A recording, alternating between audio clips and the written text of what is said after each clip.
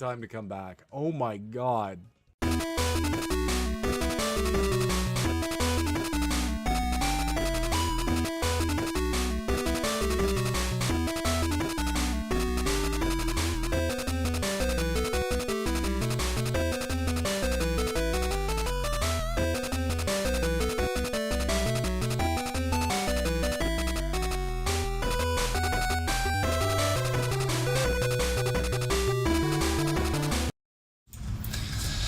Hello everybody. Happy Saturday.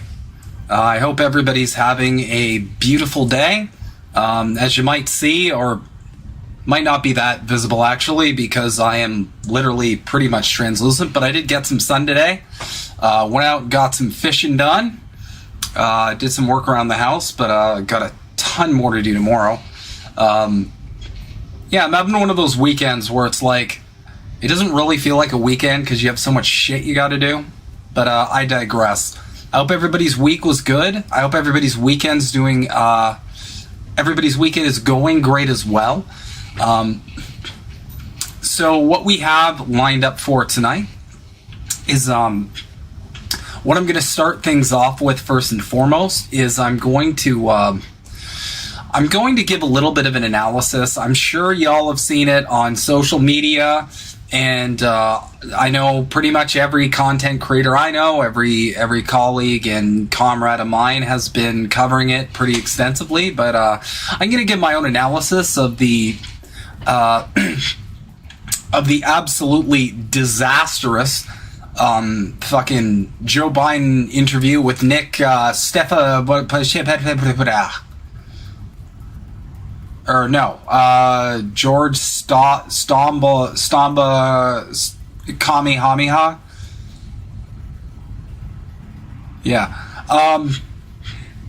Hey everybody. Thanks for chatting in.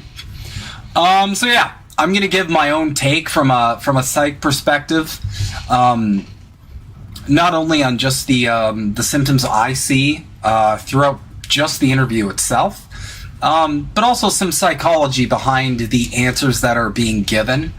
We're not going to go through the whole thing. I don't want to put you guys through half an hour. Because it's not going to be half an hour. It's going to be half an hour and then me commentating. And as y'all must know by now, you know, I don't shut the fuck up. So we're just going to go through the important parts. The meat and potatoes is at the beginning, thankfully. So we're going to go through that, and then afterwards, I don't know if y'all remember the games growing up, Myst and Riven. Myst was a big one. But yeah, so I played Myst and Riven when I was very young, and these were games, for people who aren't aware, that are kind of point-and-click puzzle games, or you're basically just dropped into a situation. Like dropped on an island or something, and you kind of just got to figure out how to get to the end. So we're gonna get that going. But yeah, without further ado, I'm gonna go ahead and kick this party off.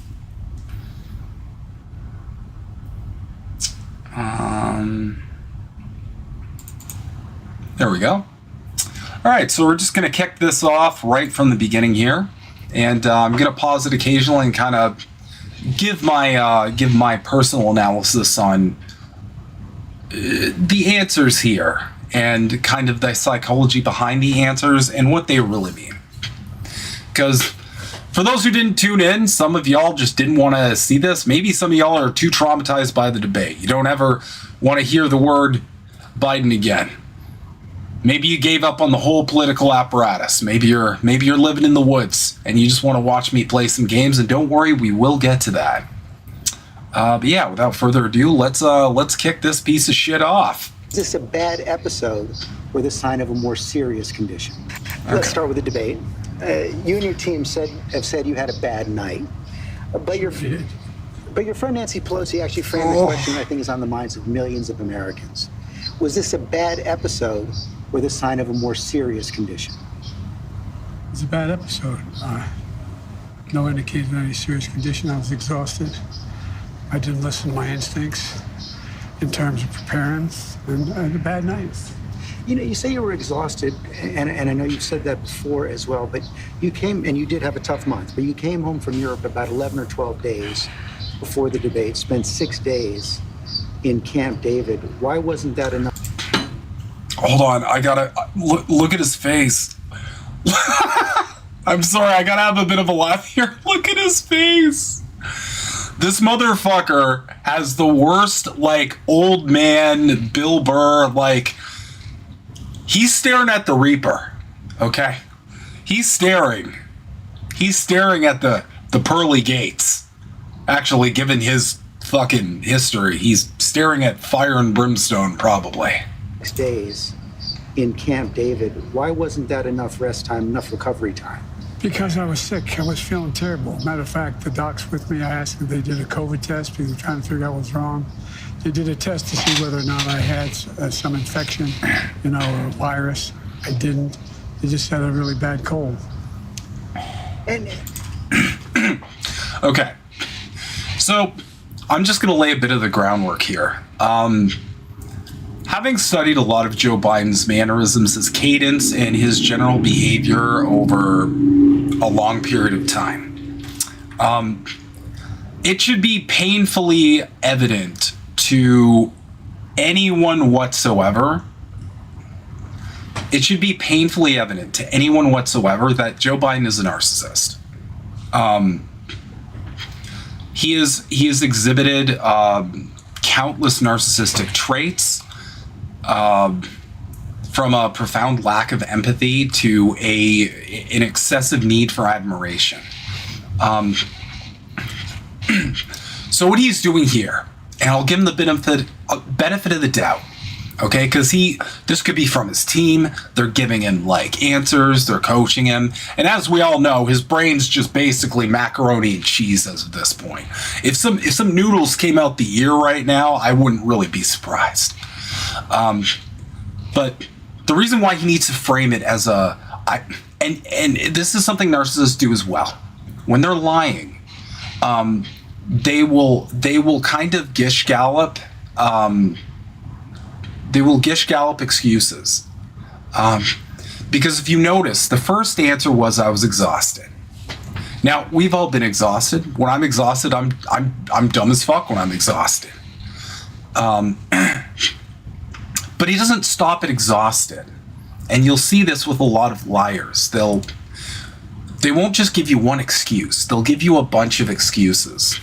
And the intention there is to condition you to thinking, I shouldn't be too hard on this person because they seem like there's just a whole ton of stuff going on. So he could have just led with, I'm exhausted, and just called it a day. But now he's exhausted, plus he has a cold. And it's a really bad cold to the point where his staff was super concerned. Again, this is a tactic that liars use a lot. There won't ever just be one reason. They will pepper you with reason after reason because the intention is to get you to stop being on the offensive and put you in a more defensive state, or even like an empathetic state. Anyway. Did you ever watch the debate afterwards? I don't think I did, no. That's very telling. A lot of people probably didn't catch, essentially, a lot of people probably didn't catch the significance of that. But Joe Biden is obviously in some capacity, when in the 4.5 seconds a day that he's fucking lucid and actually with it, he obviously knows he had a bad debate. He's forced to admit it on live TV now. A normal person would review that debate and go, oh wow, that's really bad. I need to look into this and review it and see how I can do better. But narcissists can't do that because behind the grandiose shell, the like superiority aura that a lot of narcissists have, there is deep, deep shame. And in order to deflect from that shame, you can never face it. So the fact that he never even watched the debate, which, I mean, that's crazy, right? If you had a debate, you'd want to watch it and get better, especially if you know you've got another fucking debate, probably. But again, narcissists can't do that. They can't face their own inadequacies. That's why narcissists create this false self to begin with. It's because they can't face those inadequacies. Yeah, just wanted to point that out real quick. Well, what I want to get at is, what were you experiencing as you were going through the debate? Did you know how badly it was going? Yeah, look, the whole way I prepared, nobody's fault mine. Nobody's fault but mine. I prepared what I usually would do, sitting down, as I did come back with foreign leaders or the National Security Council, for explicit detail. And I realized about partway through that, you know, although I get quoted, the New York Times had me down at 10 points before the debate, 9 now, or whatever the hell it is. The fact of the matter is that what I looked at is that he also lied 28 times.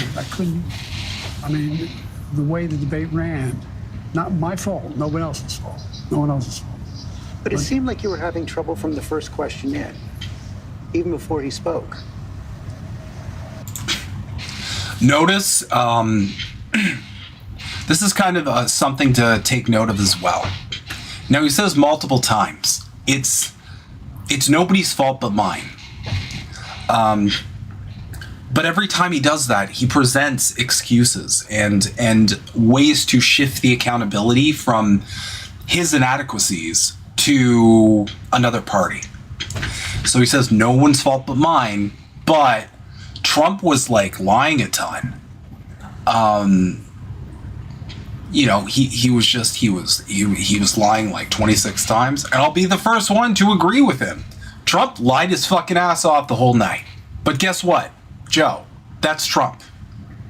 He's been a pathological liar, a documented pathological liar, con man, and fucking scammer his whole life. He has never not been an absolute walking toilet. So, you know this. You're aware of how much he lies, because obviously you've commented on it before, you've observed it before. So, again, the framing of, we call it, in psychology, we call it a narcpology. And you guys may have experienced this with maybe a friend, maybe a lover, hopefully not, a parental figure who may have strong narcissistic traits. It's the I'm sorry but. So they give an apology, but it has to be immediately followed up by deflecting accountability to an external object. He can't just, this could have been over in 5 minutes if he had just admitted, yeah, you know what, I had a bad night. Yeah, I just wasn't with it. My head was soupy and deep fried. I had a deep fried brain that night. I stuck my head in the deep fryer and I was like, I want my head to be like a KFC bucket of chicken. But again, narcissists can't do that. And even though his brain is clearly melting, you know, those personality traits are very strong. Those personality traits are going to stay. They might even be more stubborn than a lot of memories. So. Well, I just had a bad night. You've had some bad memories once in a while. I can't remember any, but I'm sure you do. I've had plenty. Check that out too. Now, narcissists do this as well when they are pushed, when they feel like they are on the defensive or they're being criticized to a point where their very fragile egos can't handle it. They will try to take control back, because for narcissists, everything is about control. Now, George isn't letting them off the fucking hook here. Okay, he's been very just tunnel vision of like, no, I need to get this out of you. So what he is doing, he's pushing back and saying, I had a bad night. You've had bad nights before, I'm sure, blah, blah, blah. He's trying to elicit like He's essentially trying to redirect the conversation to paint George as the unfair one, who again is just giving an interview, and Biden agreed to the interview. Because of course he did. His narcissism compels him to change the narrative. He can't handle the narrative that he is an old man that's falling apart. And I've said this several times, but there is nothing more tragic than a narcissist in decline. And you'll see this with a lot of people with narcissistic traits as they get older, as they get sick. If anything major happens to them that befalls them in life, they will engage in very erratic behavior, and that's because they do not have control over that situation. Joe Biden does not have control over his dementia. He doesn't have control over his age. He doesn't have control, more importantly, over how the public perceives him. That's why I did this interview, and that is why he is trying to reverse the offensive back onto George. I guess the question, the problem is here for a lot of Americans watching, as you've said, going back to 2020, watch me. Yep. To people who are concerned about your age. And, 50 million Americans watched that debate. It seemed to confirm fears they already had. Well, look, after that debate, I did 10 major events in a row, including till 2 o'clock in the morning after that debate. I did events in North Carolina. I did events in Georgia. Did events like this today. Large crowds, overwhelming response, no slipping. And so I just had a bad night. I don't know why. And how quickly did it? So real quick, this is another thing that cluster B people are really fucking bad at, and that's consistency. So he's trying to juice up like his performance, his abilities, his capacity, right? I did 10 events, sometimes till 2 in the morning. Okay, but Joe, you said earlier the reason why you had a bad night was because you had a cold and you were exhausted. So you can't really be juicing yourself up saying you're this kind of dynamo, as the corporate press likes to say, and simultaneously be arguing that, some travel pooped you out, or Donald Trump was lying and that's why your brain got scrambled, or that, you had a cold, right? You got to pick one. You either have to play the I'm just so overworked and I'm drowning in my own oatmeal or whatever the fuck someone that's that old eats. I don't know. Definitely not bugs like he wants to make all of us eat. Ayo! But you got to pick one. But that's another thing that disordered people do. They will completely contradict themselves within conversations. And I'm sure you guys have experienced a lot of this as well. And the reason why they do that is because narcissists in particular, and a lot of people with various mental health conditions, they're reactive conversationalists, meaning that they will completely switch whatever they're going to say or whatever narratives they have based on what the person's saying. Because what he's trying to do essentially is he's trying to regain control and like grab the narrative. He wants to get the interviewer to back off and start like dancing to his tune. And George isn't dancing to his tune here, which is very interesting. Very fucking interesting. It's interesting how all of the corporate press isn't dancing to his tune right now. But yeah, so that's just another thing I noticed right off the bat. Come to you that you were having that bad night? Well, Kane was having a bad night when I realized that even when I was answering a question, when they turned his mic off, he was still shouting. And I let it distract me. I'm not blaming it on that. But I realized that I just wasn't in control. Two very telling things there. So first and foremost, he keeps saying, I'm not blaming this, I'm not making excuses, but every time he does that, it's after he makes an excuse. And again, I realized I was having a bad night because he kept shouting. Which, first off, I didn't hear that. I heard about like 586 lies from Zion Dawn over there.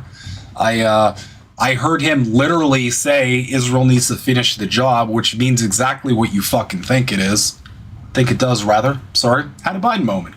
I was tired, but he keeps doing this thing where he's saying, I'm not blaming that, but he's providing an excuse that is deflecting from him actually owning his poor debate performance.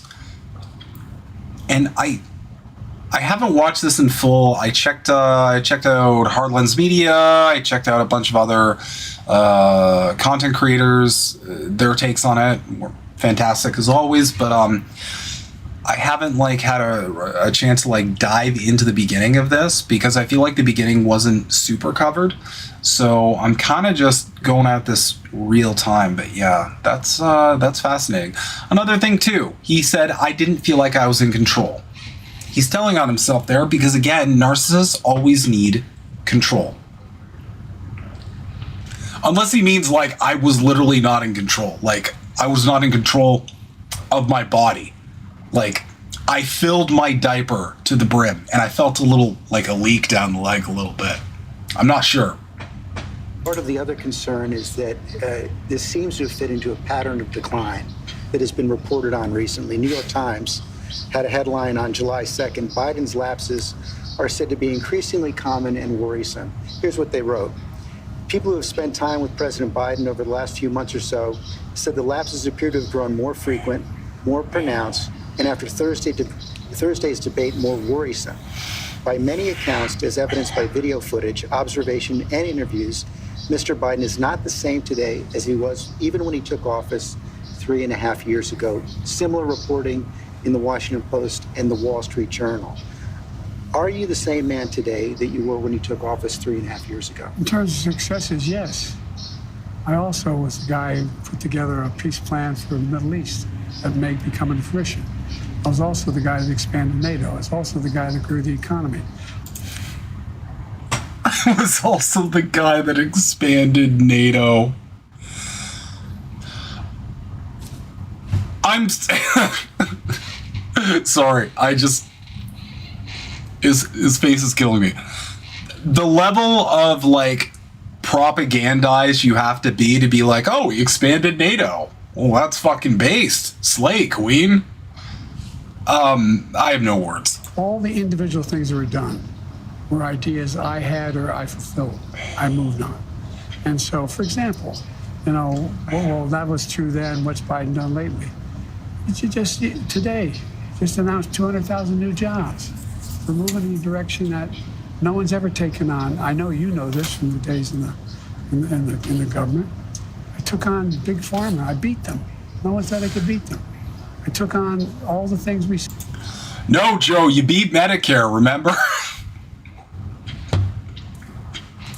This is interesting because this is, in my opinion, an example of grandiose thinking. Okay? Because to state that you took on Big Pharma and you beat them after your administration essentially danced to the tune of Big Pharma to the point where you were ready to get to use what's it called? I'm having a brain fart. But basically, to the point where you were trying to get vaccine mandates implemented on a fucking countrywide level. Okay, the fact that you can actually say you beat Big Pharma, which, first of all, what exactly did you beat? Okay? Big Pharma practically owns our media. Here in Canada as well as the States. The idea that you beat Big Pharma, where it is one of the most corrupt, unregulated industries in the world, is an example of grandiose thinking. And that's because narcissists always have to preserve their sense of grandiosity. They always have to...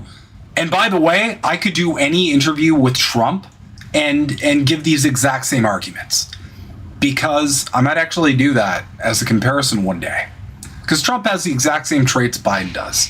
These people, personality-wise, are extremely similar. It's just Biden has a better facade. There's two types of narcissists. There's a overt or grandiose narcissist, and there's a covert or a vulnerable narcissist.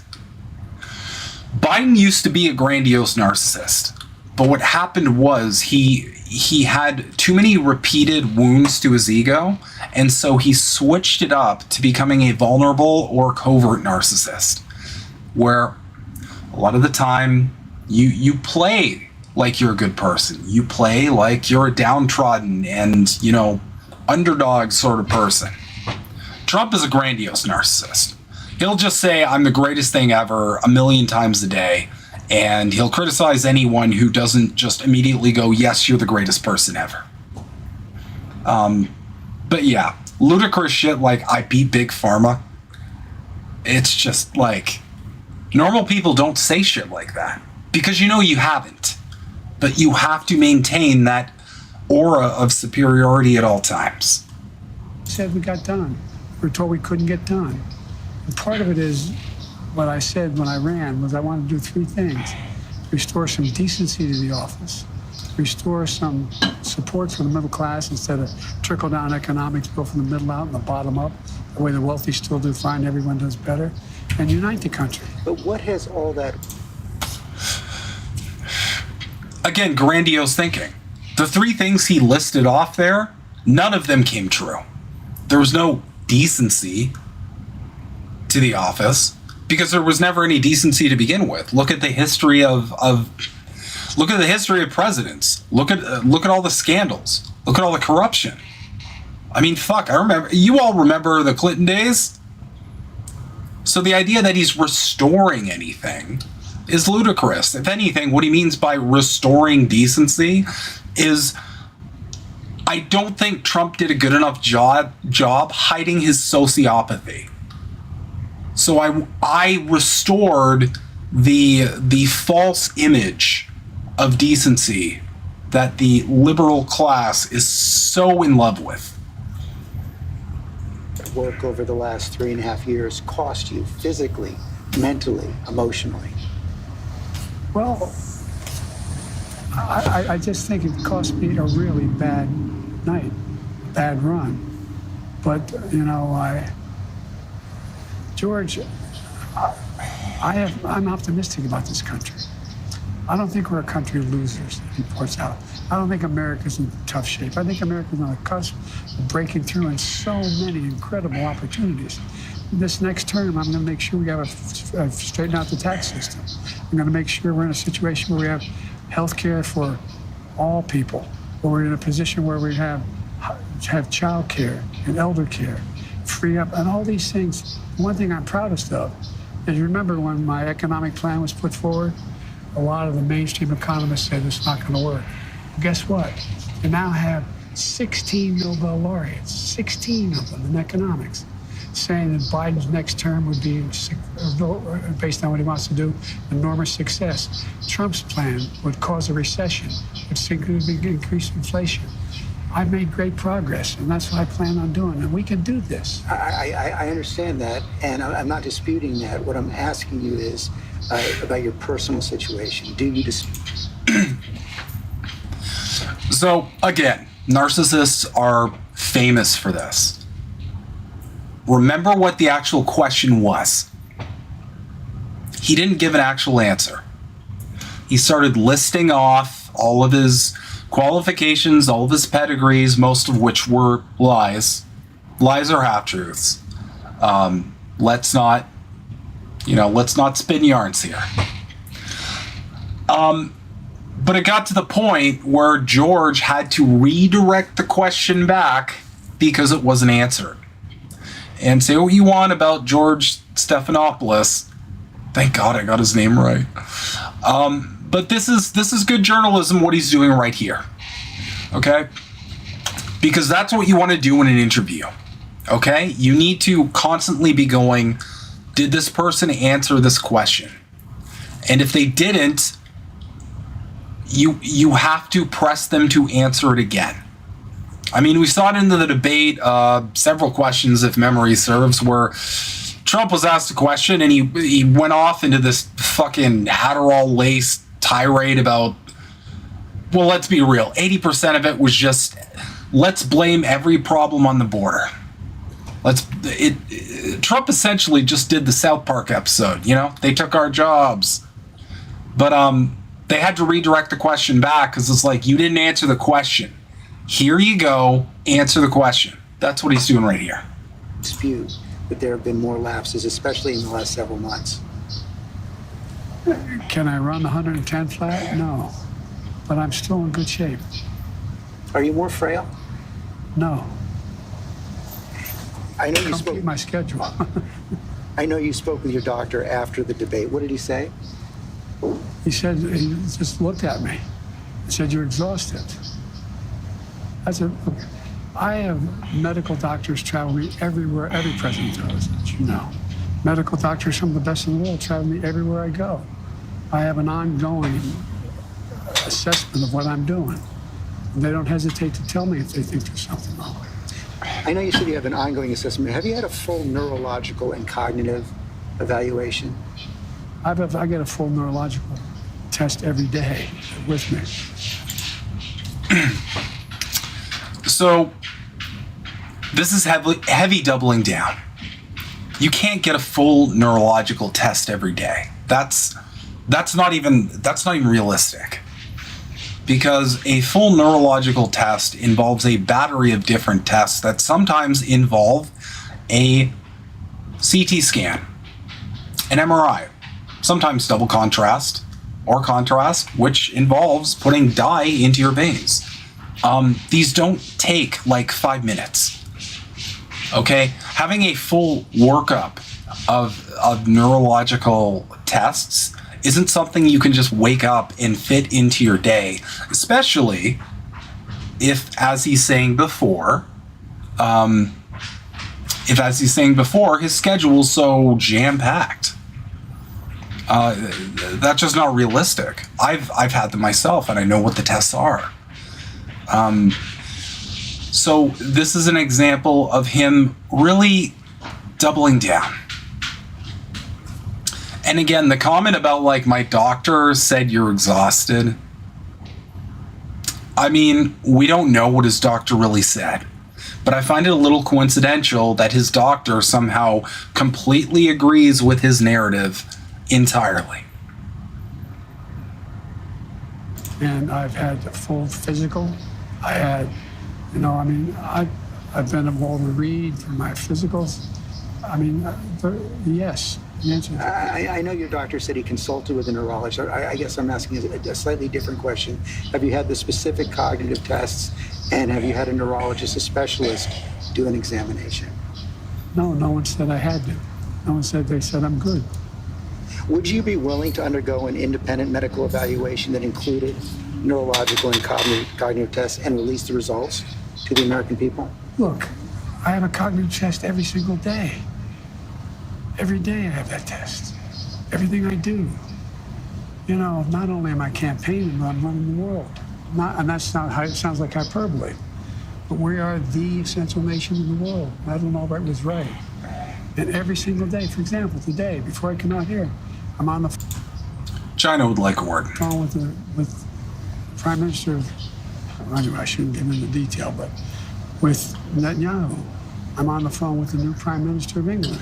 I'm working on what we're doing with regard to, in Europe, with regard to expansion of NATO and whether he's going to stick. I'm taking on Putin. I mean, every day, there's no day I go through, there are not those decisions I have to make every single day. And you have been doing that, and the American people have been watching, yet their concerns about your age and your health are growing. So that's why I'm asking, to reassure them, would you be willing to have the independent medical evaluation? watch me between. There's a lot of time left in this campaign. It's over 125 days. So I'll the make answer, a decision. the right answer right now is no. You don't want to do that right No, now. I've already done it. So when there is a challenge, because he essentially said, would you be willing to back up everything you're saying by having an independent body that is unbiased, uninfluenced, all of that, come in, check you the fuck out, and then release to the public the results of that? So, a couple interesting things here. He went from, I have a cognitive test every single day, to, nope, I've never had like a neurological test, to the answer to that, I have a cognitive test every single day. And then a deflection after that. So basically what he is admitting, and narcissists do this a lot too, is they're willing to play various linguistic games with you. They're willing to, conversation is very much like a chess match, I suppose. But when it came down to it, the meat and potatoes of it, of like, okay, I'm hearing what you're saying. Would you be willing to have that backed up? And because everything he's saying here is probably false. He tried the deflection, and George, props to him, he brought it back and said, okay, so what is the answer here? As you noticed, he had to present that question twice and then push for the answer. And obviously the answer is no, because we're not going to be getting an independent assessment of his mental health. So. You talked a lot about your successes at the beginning of this interview, and I don't want to dispute that. I don't want to debate that. But as you know, elections are about the future, not the past. They're about tomorrow, not yesterday. And the question on so many people's minds right now is, can you serve effectively for the next 4 years? George, I'm the guy that put NATO together in the future. No one thought I could expand it. I'm the guy that shut Putin down. No one thought it could happen. I'm the guy that put together. Another obvious example of grandiose thinking. How did you shoot Putin down? What did you do? By funding Ukraine? How did you shut him down? He thinks America's a joke. And the thing with Putin is, he doesn't even have a, and there's interviews where he blatantly says this. He doesn't even have like a opinion about the president, because he legitimately says, we covered this on Politically Homeless a little bit, the president doesn't matter. It doesn't matter who's in office. It's meaningless. But, I mean, shutting Putin down, what does that mean? Putin's a part of, Putin got into BRICS, he's a part of Russia. He's working with China. And they're winning. They're winning in Ukraine. And that's because of you and your allies. They're still at war because of you and your fucking allies. So, again, that's another example of grandiose thinking. Because in no way, shape, or form did he shut Putin down. But also, did he say he created NATO? Was that just like a... I'm going to chalk that up to a brain fart. And I'm going to be charitable to Biden here, because he obviously has dementia. We assume, but is most likely the case. Or Lewy bodies, there's a lot of different theories, but there's obviously some cognitive issues here. A lot of this could be him forgetting, misremembering, but I'm noticing the same personality traits that track with essentially his personality just as we can observe it and have observed it before. So. The South Pacific Initiative with AUKUS. I'm the guy that got 50 nations out, not only in Europe, outside of Europe as well, to help Ukraine. I'm the guy that got Japanese to expand their budget.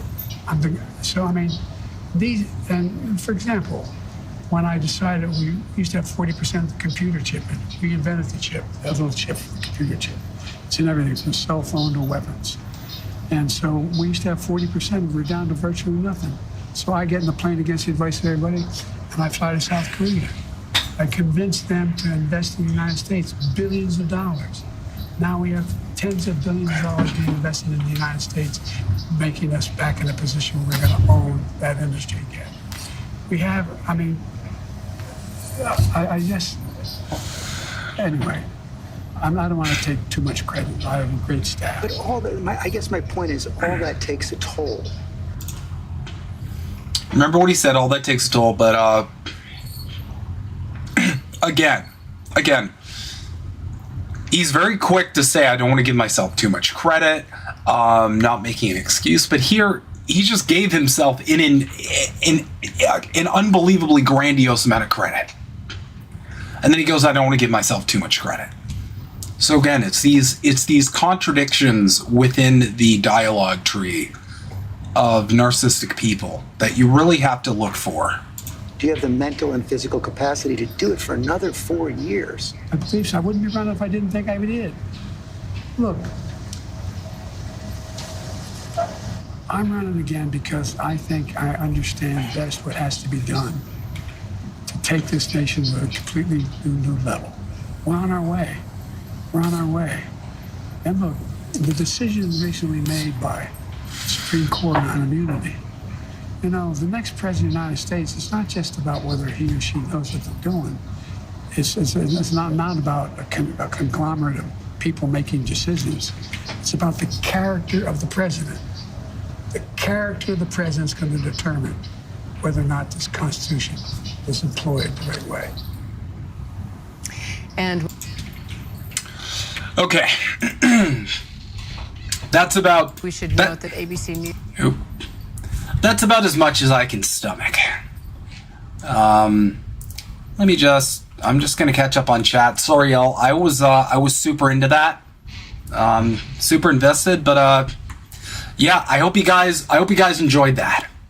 I have a blast doing psychoanalysis, especially for politicians, because the overwhelming majority of them are like, let's be real, it attracts a lot of people with cluster B traits. A lot of people with narcissistic, dark triad, sociopathic, those kind of traits. It's part and parcel of the job. Because, as I've talked about endlessly, politicians don't work for you. The purpose of the politician, under the capitalist structure, is to convince the people that they are working for them while working for the rich and powerful. That is the purpose. And in order to do that, you cannot be fucking honest. You can't roll in to an interview and say, yeah, I'm going to try and get that done, but I kind of got to get like the corporations to play ball. I kind of got to get my donors in line with that. We'll see what the donors say. If they're going to buy it, I'll try my best. Because then the whole this is a democracy thing completely falls apart. So,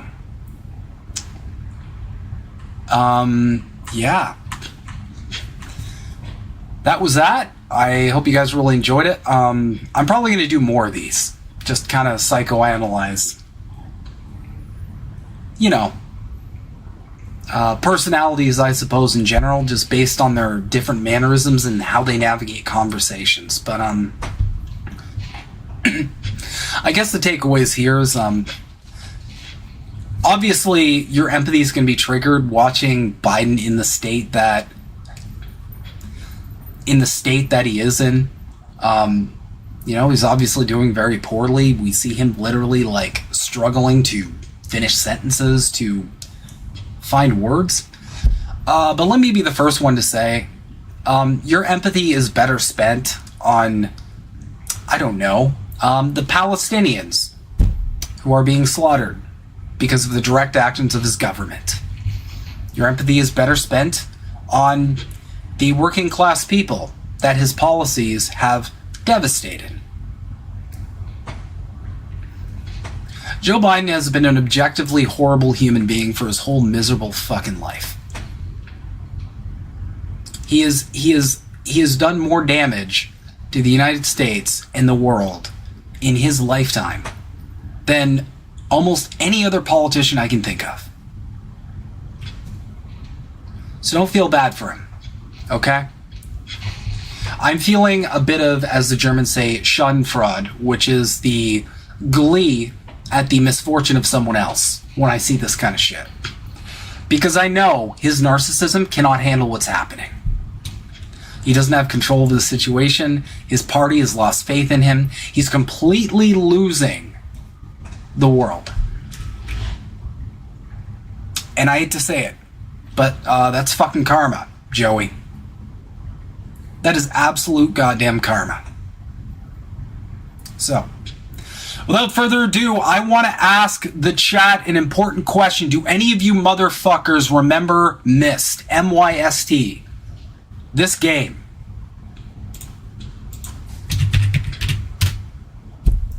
I'm going to bring this shit up.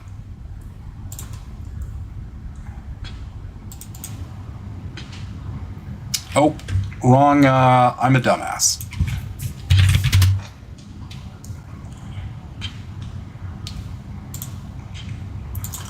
Who remembers that motherfucker? Because I sure do. So, Myst, I'll give you a brief. If that doesn't jog your memory, this will.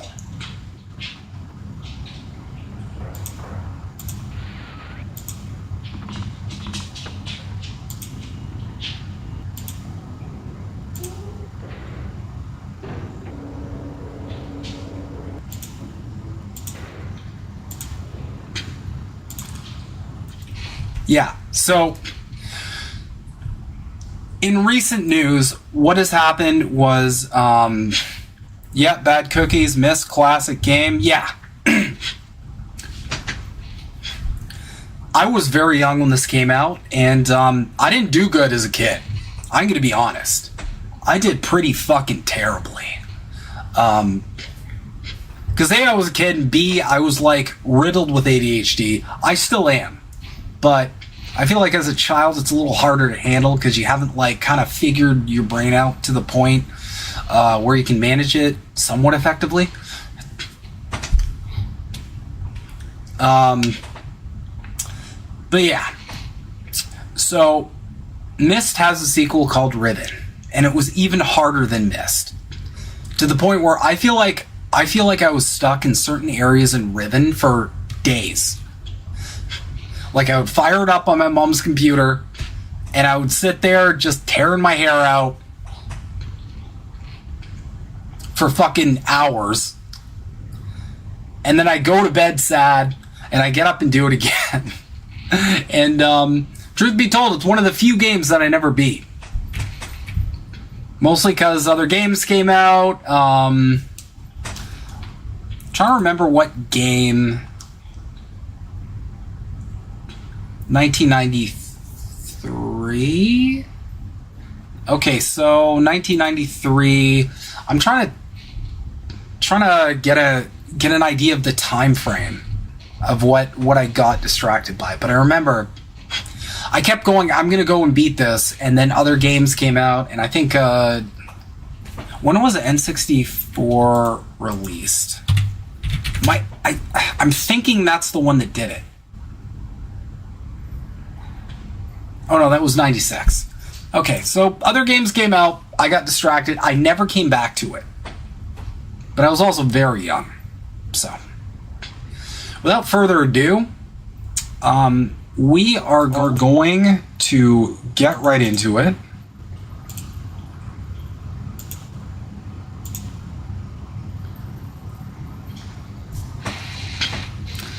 And this right here... Now, Himbo, you now have a reason to beat that Myst sequel. We'll be here cheering you on. Thanks, Golden Monarch. Appreciate that. We're going to give this our best shot. So, new game. Many ages, infinite truths.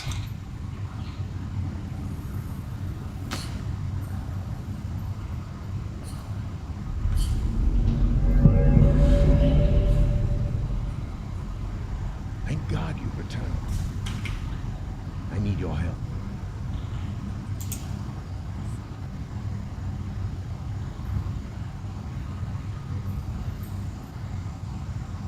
There's a great deal of history that you should know, but I'm afraid there's no time to expose. Okay. Most of what you'll need to know is in here. And for reasons you will discover, I can't send you to heaven with a way out. But Oh, we're fucked already. it appears to be a linking book back here to Dunny. It's actually a one-person prison. It's the only way to capture Gen.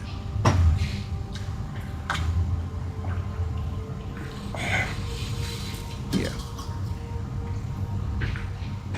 Once you've freed Catherine, I'll come with a linking book. She'll know how to signal me. When did Myst first come out? Jacqueline, I believe it was 93. I was 8 years old. Oh, no wonder I sucked. I was a little baby. I was a hairy sisson, if you will.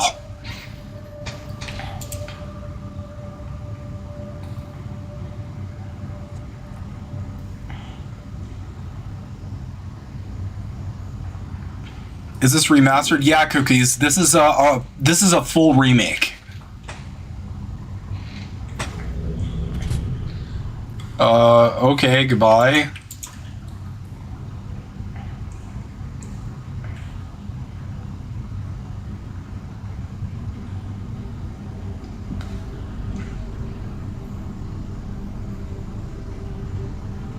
Oh shit.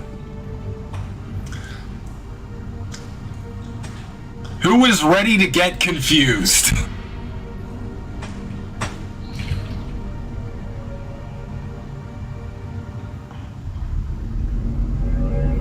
Oh, that brings back memories.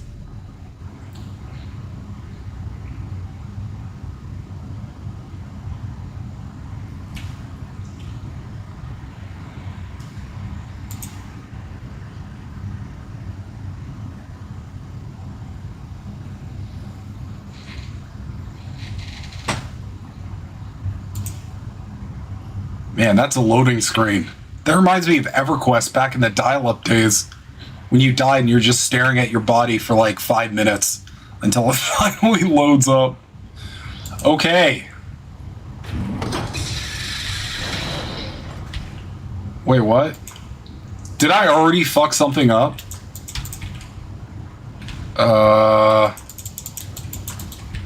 Wait. Oh, okay, I gotta wait for this dude.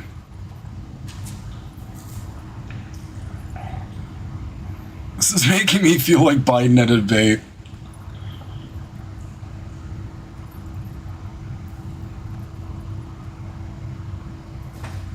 Hey, let me out, Jack! I finally beat Medicare!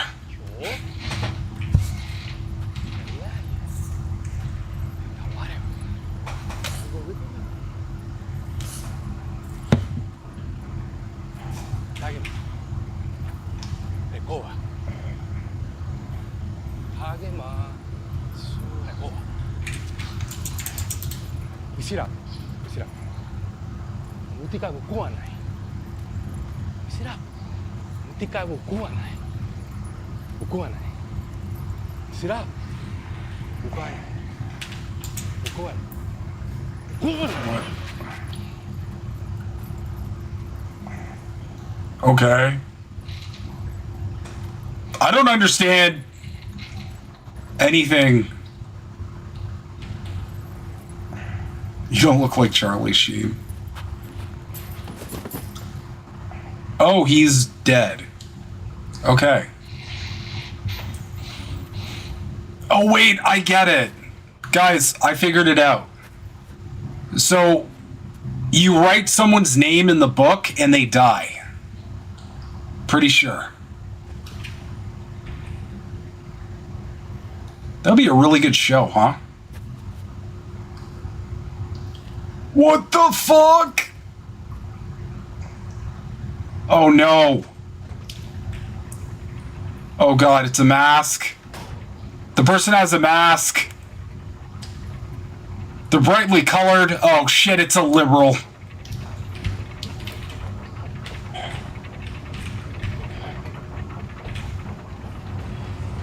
This is unbelievable. So, yeah, that was a joke. It was a Death Note. It was a Death Note joke. It's one of my favorite shows. Okay. We can't do anything there.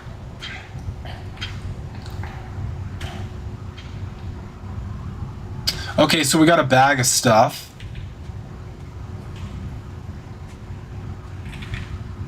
Man, that's fucking pretty. Look at that. The graphics are really good. Like, oh my god, I do not remember. Oh, we can sprint! Riven, isn't this by the people that made Myst? So Riven is the sequel to Myst. This is a remake of that game.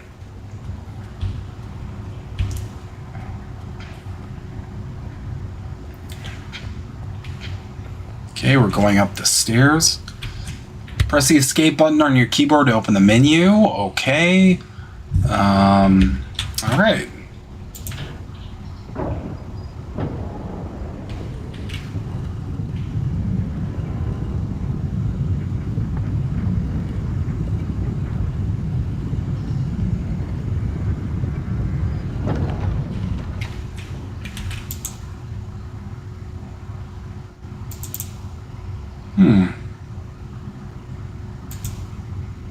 Okay. Far better than Epstein Island. Okay, that's interesting.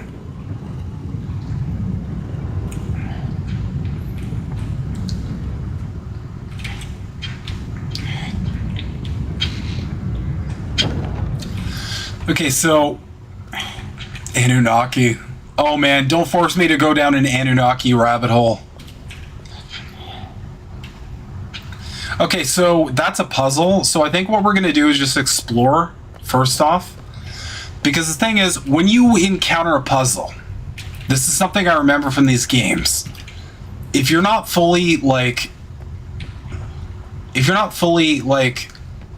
aware of the area, then you're going to miss a lot of shit. Oh, this is claustrophobic.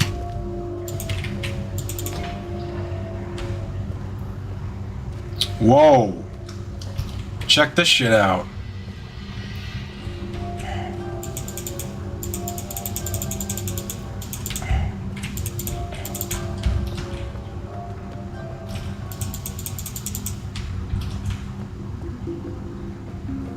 Oh.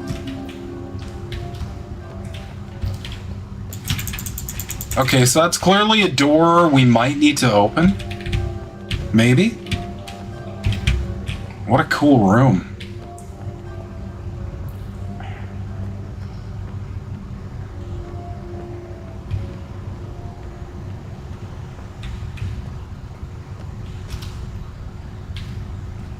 That's really cool too.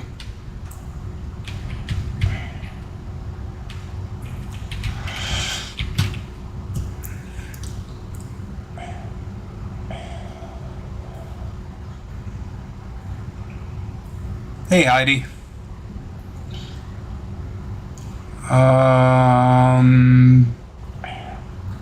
Yeah, I can help with the logo, no worries.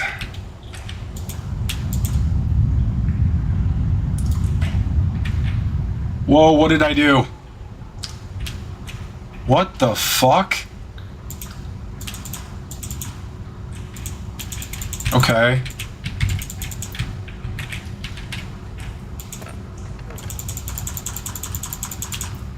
Okay. Oh, there we go.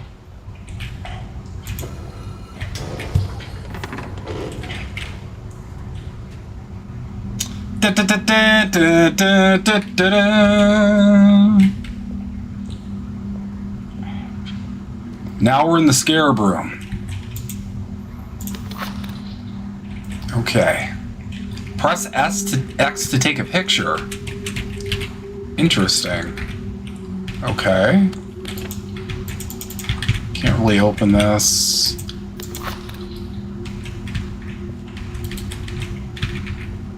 Huh. What's up, Mastermind? Thanks for coming in, buddy. Always good to see ya. Okay.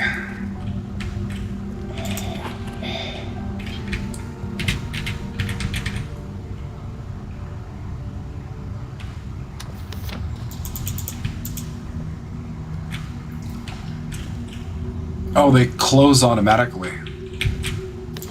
Alright, so I'm curious how this picture thing works.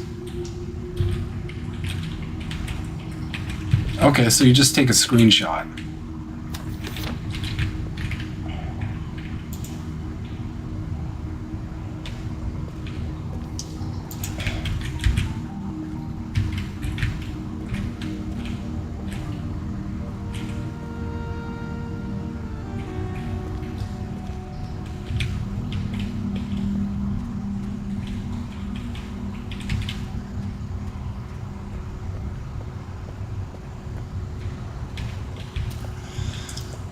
Just gonna make sure I haven't, like, missed any areas.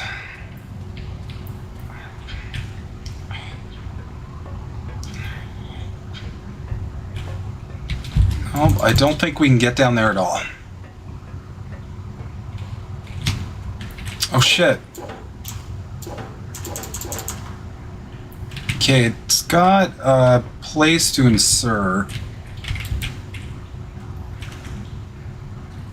I should probably check out what this is. I made Riven. The corrections I made to Riven have finally failed. The island has resumed the familiar pattern of decay that is the hallmark of my father's work. I must now race to implement this new patch before it's too late. I only hope that my revised theories are sound.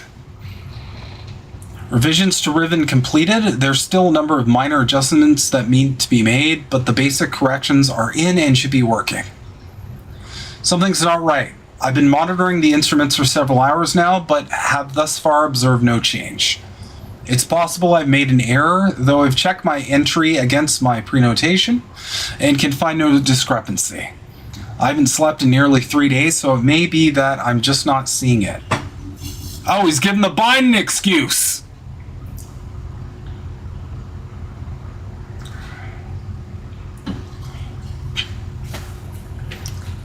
I'm exhausted. Perhaps a short rest I will see something. Success. It appears that my repairs have been effective after all. The gateway image has become noticeably clearer.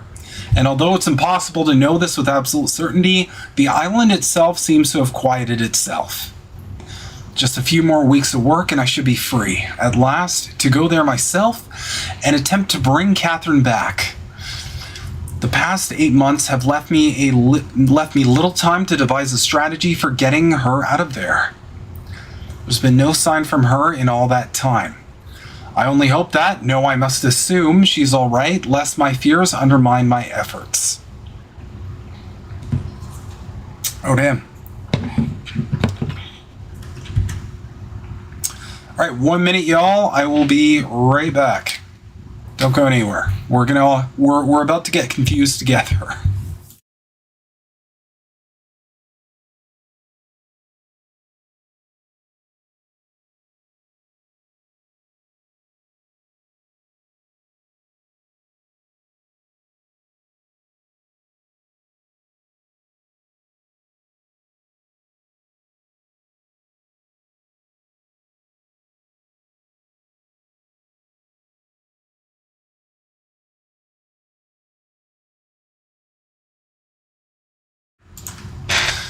Back. Okay. So I'm reading this in hopes that we'll get like a clue of some kind. Because right now I'm not understanding the scarab puzzle. Okay, the gateway image has become noticeably clearer, and although it's impossible to know this with absolute certainty, the island seems to have quieted itself. Just a few more weeks of work and I should be free at last to go there myself and attempt to bring Catherine back. The past 8 months have left me little time to devise a strategy for getting her out of there. There's been no sign from her all this time. I only hope that, no, I must assume she's all right, lest my fears undermine my efforts. I did not create the Age of Riven. Unlike my father, I've never presumed to have such power. And yet, the future of all those who live there has fallen into my hands. So far, I've managed to read the page before it turns. You all reading my diary. The island continues to appear stable, and I would like to believe that I have saved a dying world. But the theories of one individual cannot support the lives of real people indefinitely. I must get everyone off of Riven as soon as possible. The problem now is Gen. I'll never be able to rescue Catherine and relocate the islanders if he is still the man he used to be. I haven't seen him in over 30 years, but given his history, I must assume that he's still a threat. His myopic mission to restore the Denis civilization has left too many innocent cultures dying in its wake, a pattern that would no doubt continue were he ever to escape the confines of Riven. For more than 3 decades now, the universe has been safe from his corruptive influence because no one has been able to leave that ill-fated age. The last linking book out of Riven having been lost in the star fissure upon my return to Myst. How many pages are there? Oh my god. We'll return to this in a bit if we get stuck. My attention span's waning. Yeah, sorry, 1 sec.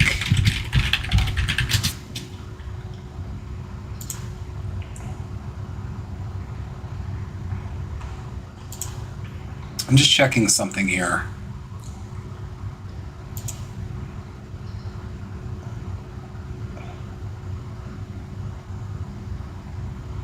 Okay.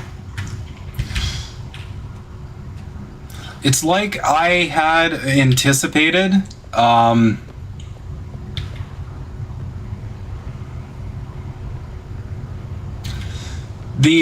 The journal apparently does have several lore pieces, but apparently it doesn't have any clues.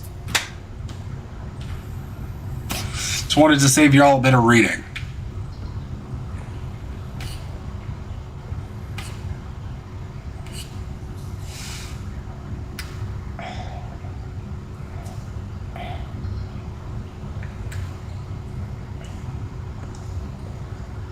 Okay.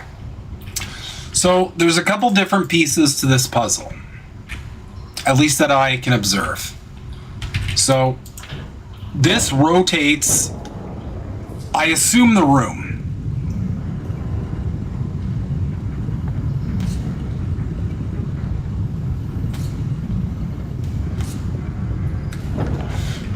Right.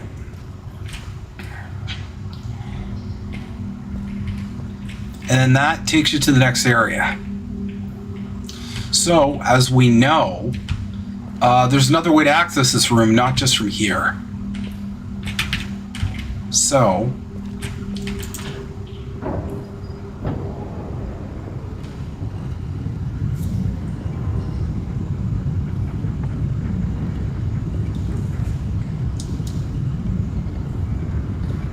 one thing is, as you guys remember too, you can peek in here and kind of look around. So what I'm assuming might be the way to go is we got to rotate the opening in this chamber to take us to the other room. Actually, wait.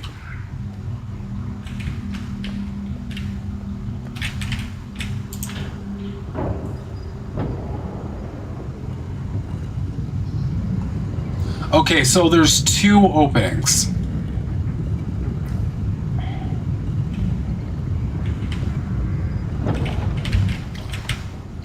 What's the room look like now?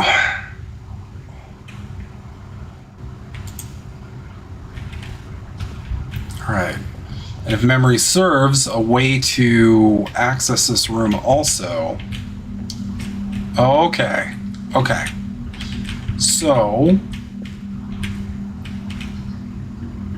as you can see, there's access to another place right here. So what we need to do, what we got to do is rotate this to the point where we have access in there, and it gives us access to another room as well. So this might be a little bit of running back and forth, but that's puzzle games for you.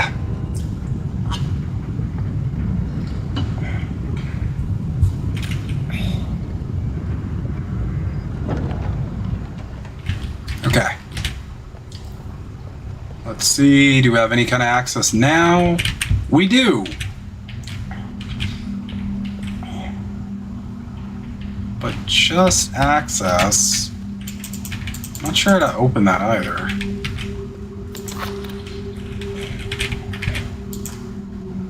Oh, you can look inside. Okay. I didn't know that.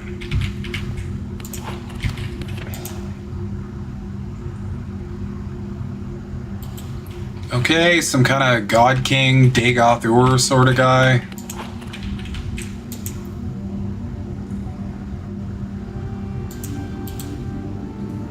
Okay.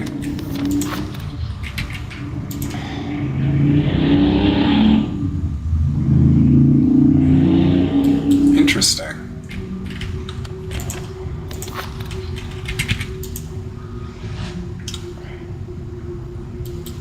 Okay.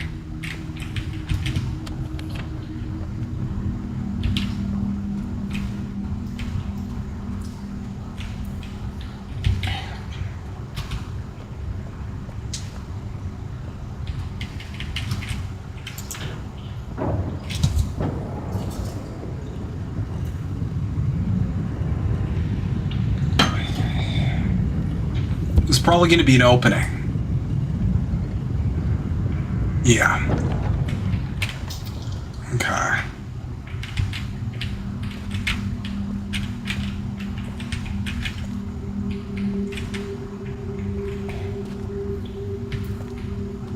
Okay, so this gate is locked no matter what. Just trying every I'm trying every rotation until we can maybe figure out what this is for.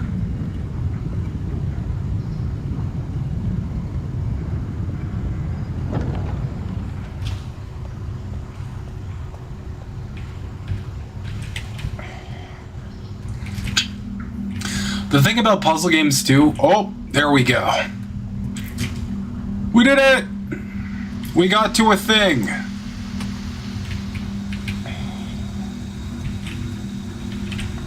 Okay, so that has turned on gas to somewhere. And I have a hunch, which is why we took a look around before.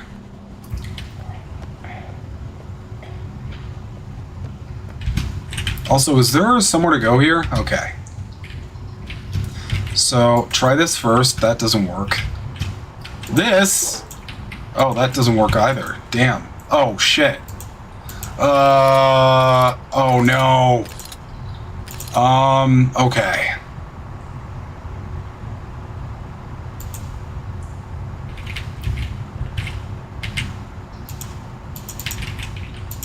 Is that a thing? Okay, so we obviously have some machinery here. Yeah, because it turned that on. So it's powered up the machine, but we need to figure out the pattern here.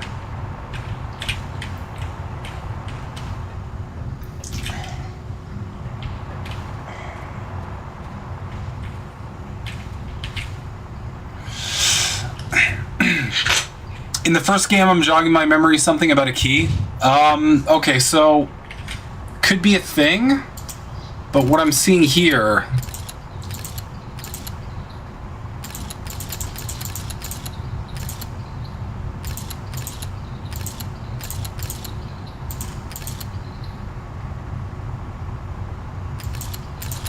is there's a bunch of these patterns.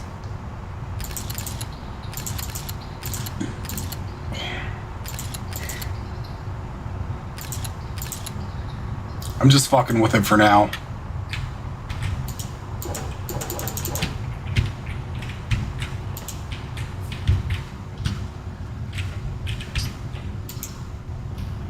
Oh shit. Okay. You really gotta look around in games like this. Like every single thing, every single corner you gotta check out. That said,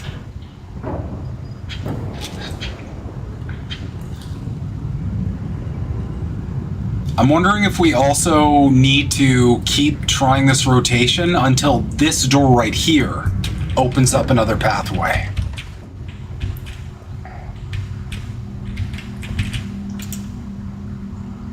Okay, so that's to the thingy. That door's locked. That door's locked too. I'm curious, given those symbols, this doesn't really show anything.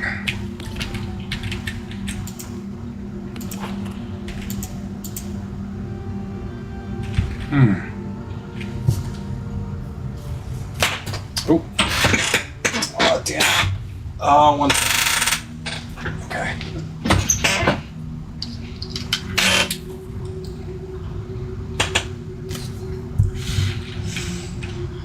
All right. Just gonna try this a couple more times.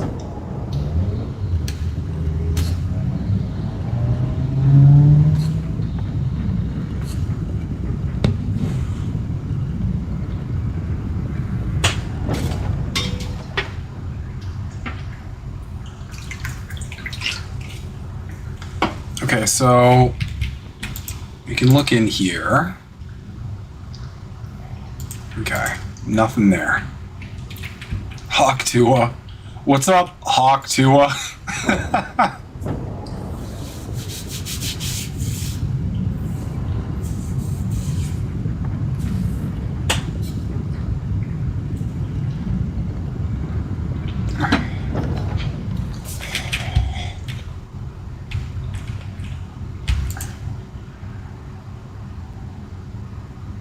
Oh shit, it's a raid. Well, what is up, everybody?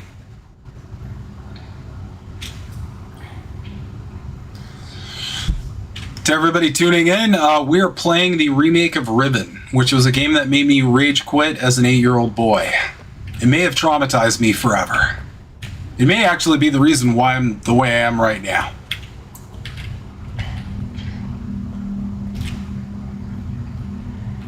Okay. Just making sure we can't actually open these doors. Oh shit! Beauty and the Boomer. Well, love you Oz, love you Chanda. Okay.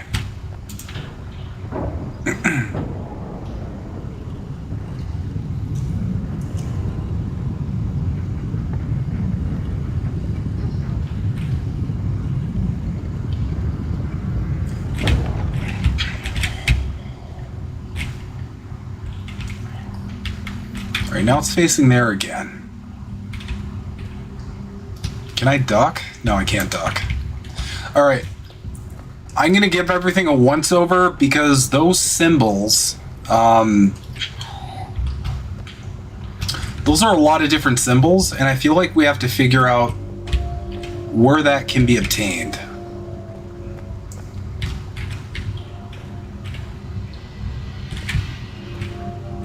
See that? See that in the middle? I'm pretty sure that's one of the symbols.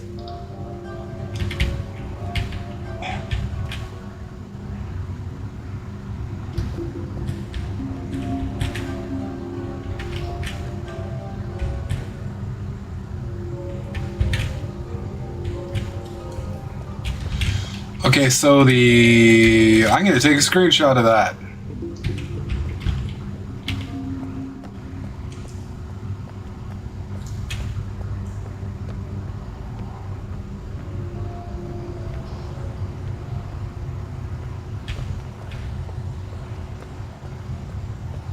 B for Bitcoin.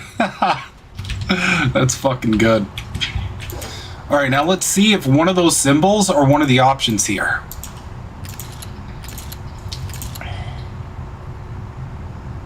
Pretty sure it's that. Hold on. Let me check the... It just goes to my folder, right? Yeah, it just goes to... Does it? Oh shit, it doesn't. Where the fuck is the... Hold on, I'm just looking for the screenshot.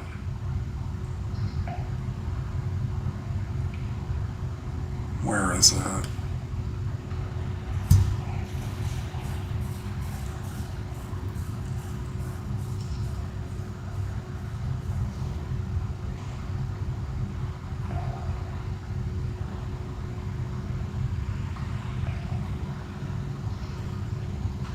Hold on.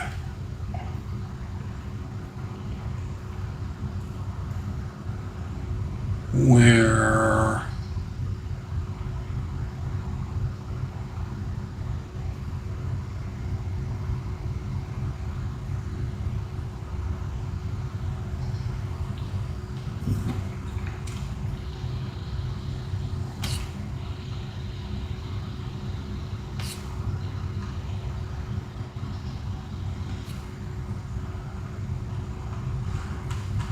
Okay. Let's see. Okay. Found the screenshot. So I'm pretty sure it's this one.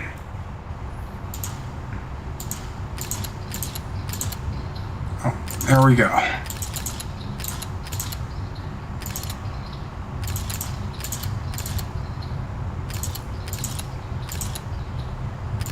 I'm not entirely sure this is going to work, but here's hoping.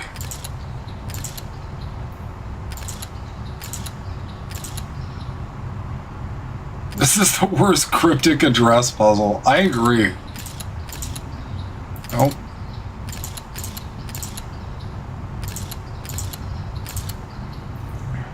Okay.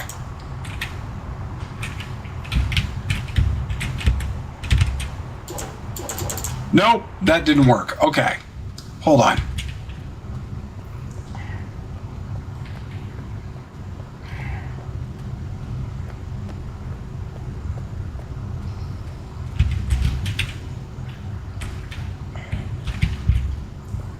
I'm going to go back and look for some additional clues.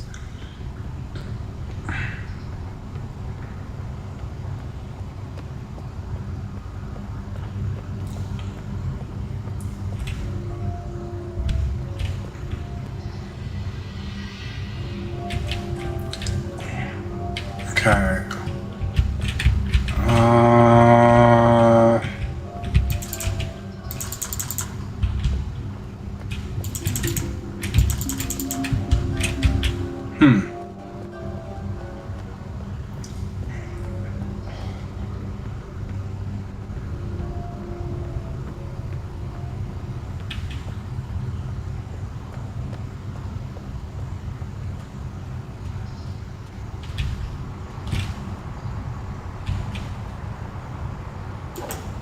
Maybe we do need something inserted in there.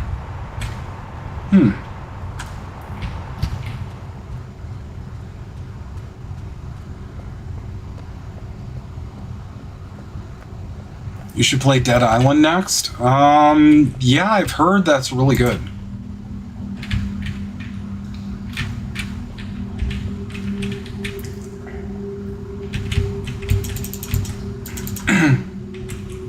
Oh shit, wait. We missed something on the floor. Okay. So it's this symbol over again. And that's the same symbol that we saw in the temple as well.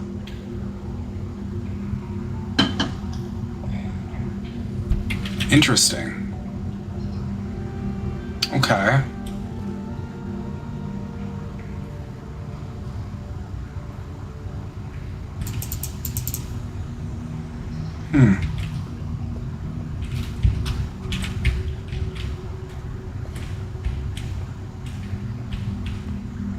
No, it's definitely the same symbol.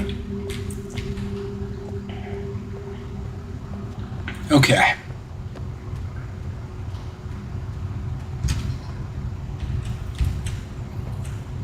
Same symbol there too. Alright. Is there maybe a symbol that's more like it?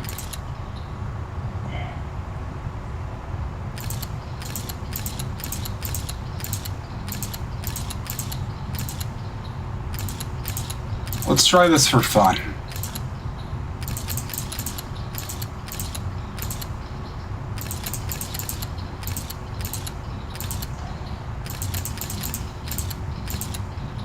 Teabag it.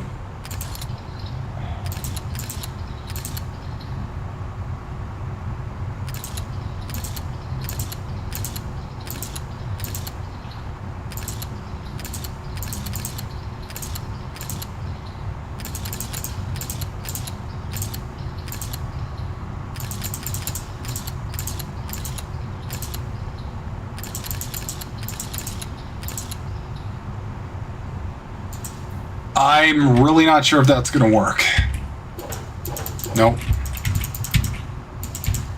Okay, so maybe there's another angle to this. Oh. Oh, okay. Wait, hold on. So if you can look in there.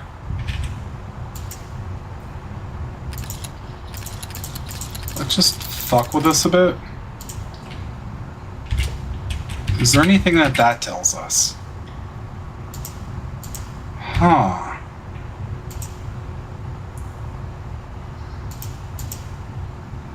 Interesting.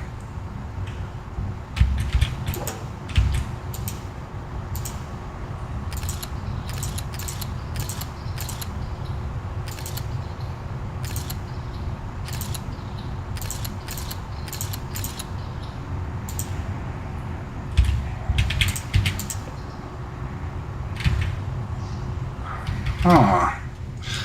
That kind of looks like a constellation.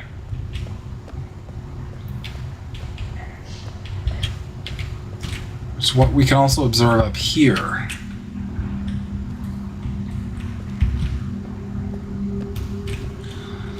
This game is tough.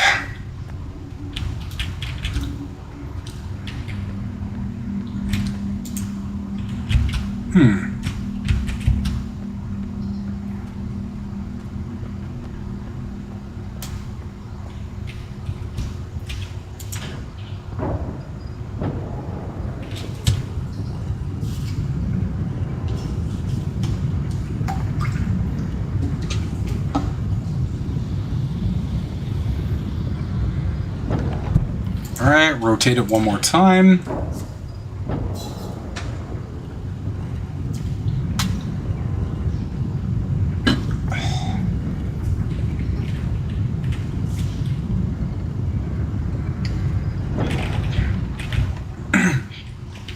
Okay, same symbol.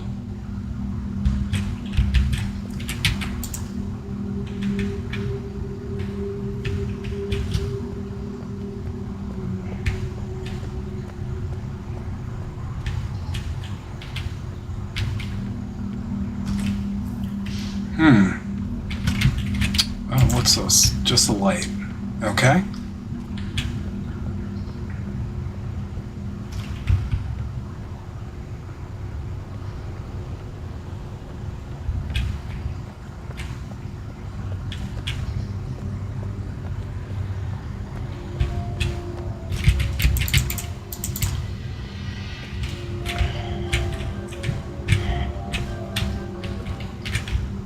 Trying to make sure I'm not missing anything.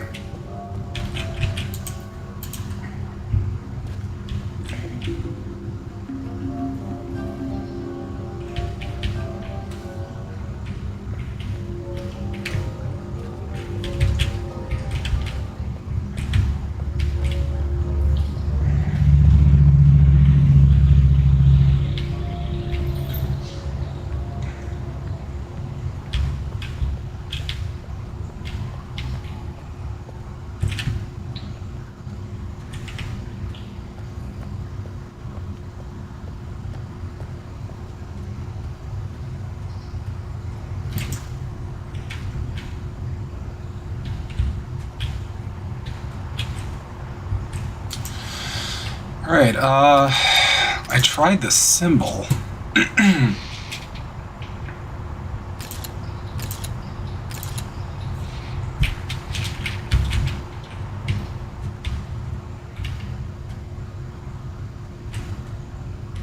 Alright, one sec. Let me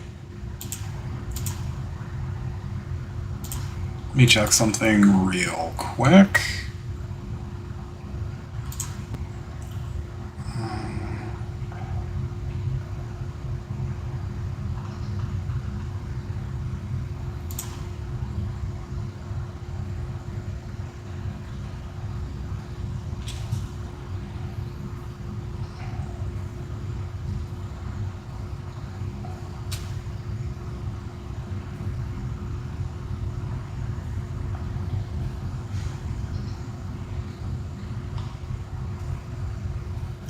Just looking something up real quick.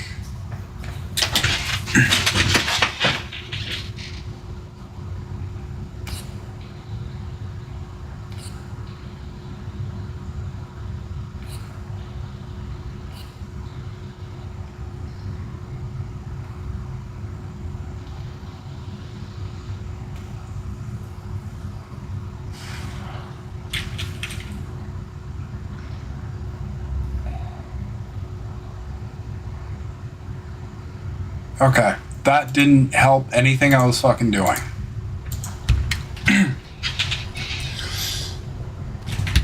Actually, I'm gonna check a setting here.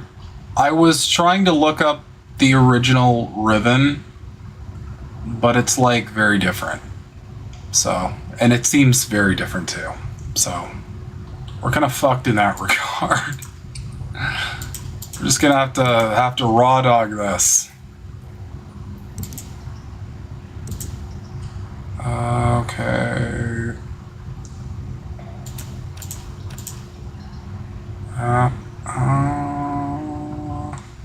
Oh, I want motion blur on, to be honest. That's kind of cool.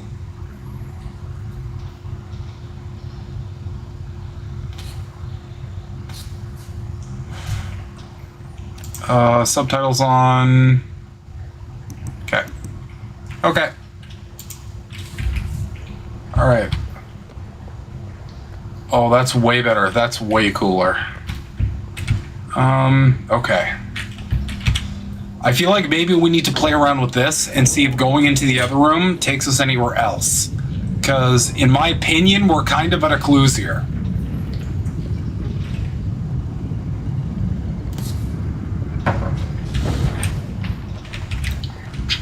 Like, I've kind of scoured everything and I'm not seeing anything. I'm only seeing that icon, and that icon isn't working, so.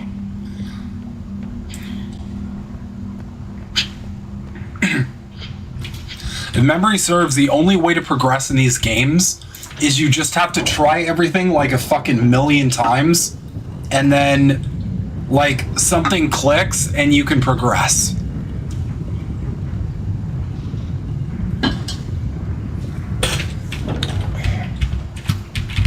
Okay.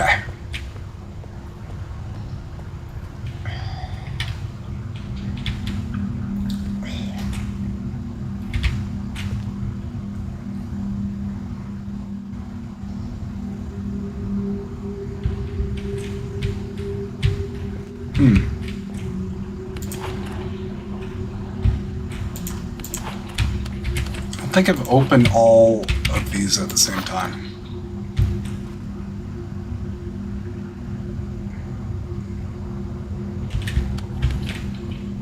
Oh, okay.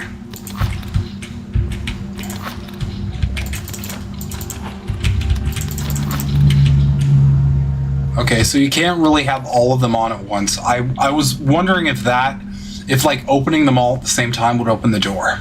It doesn't.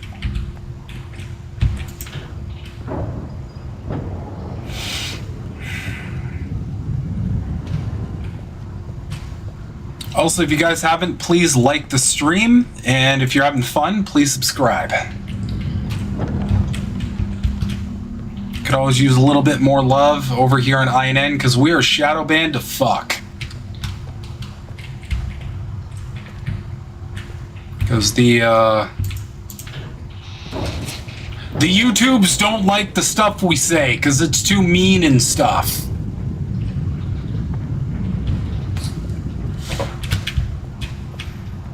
Okay.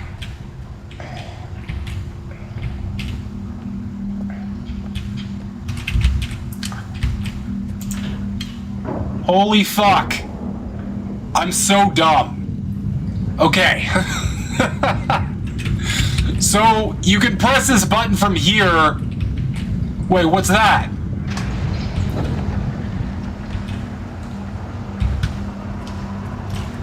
I'm such a dumbass. Okay, so obviously I should have checked out this room a little more.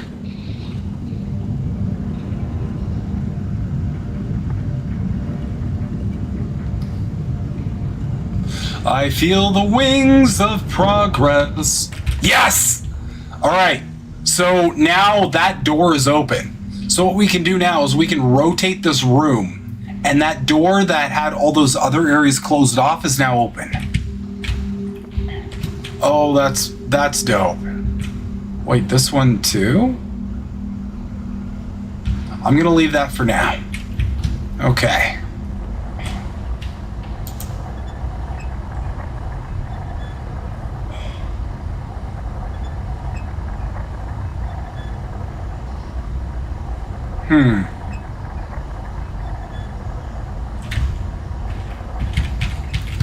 I have a hunch that might be related to the symbols on that lever, but I'm not going to draw a conclusion.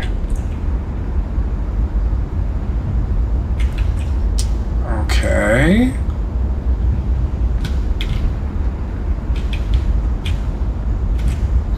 Oh, that's so cool. Okay.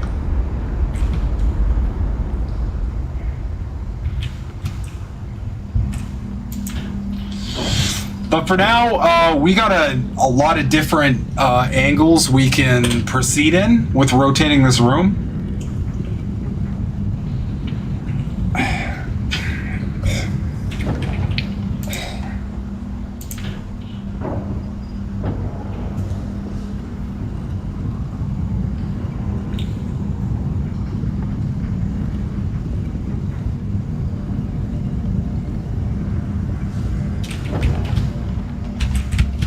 That might be okay. That's just normal.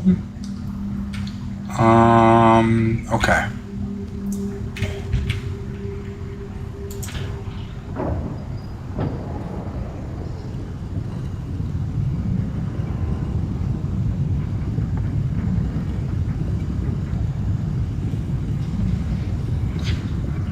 Because I remember there is another opening, I'm pretty sure. Somewhere.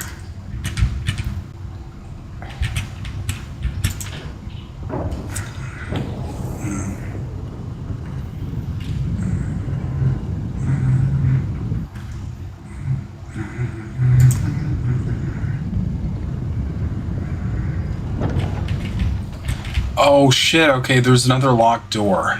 Okay. So remember that lever that I left? I feel like I need to press that, and then we should be able to open that other door.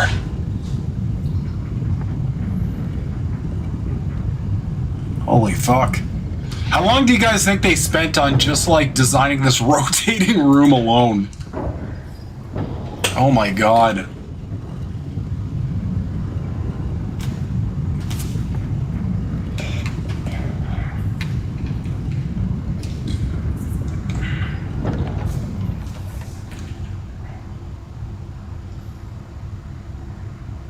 Car, I haven't played games since PS2. Wow, graphics have improved.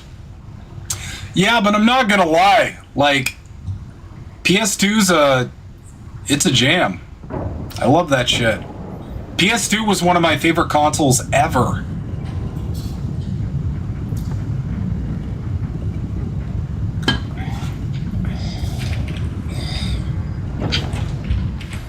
Oh shit, is this a whole different area? Okay, this is the same. Right, so press this open, and that is going to open another door, hopefully.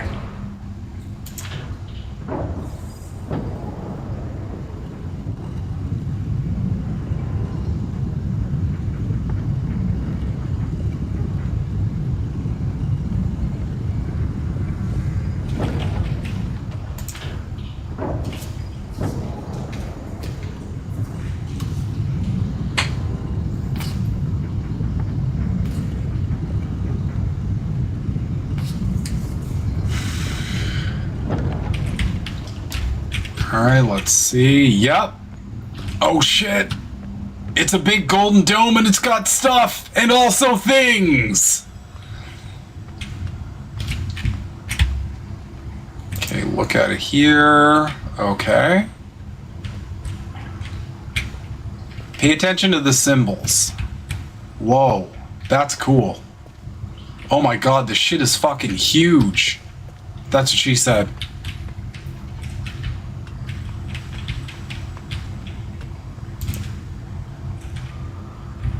Cool.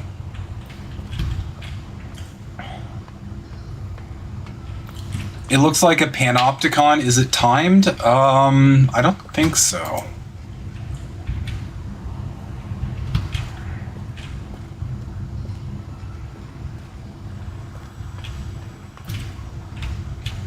Okay. I'm still in explorer mode anyway. We haven't come to like the puzzle where you got that block where it's like, here, you cannot progress until you figure out this crazy shit. Okay. Oh. Yeah. We got some shit. Can I not grab it? Okay.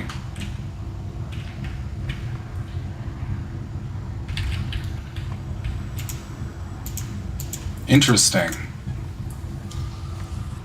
Okay.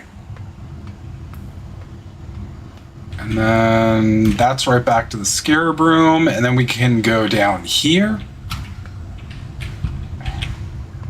Oh shit, there's so much more stuff!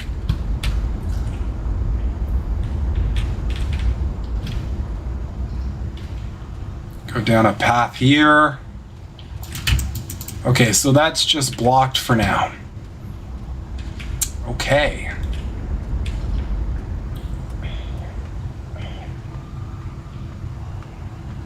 This game is gorgeous, by the way. It's like, it's an aesthetic treat for sure.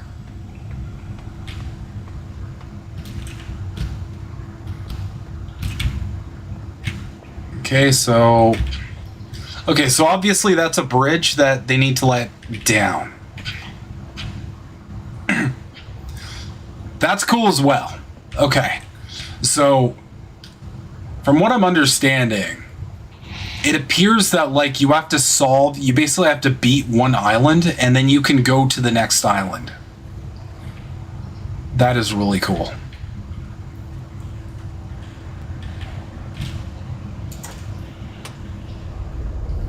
They wouldn't make it that simple.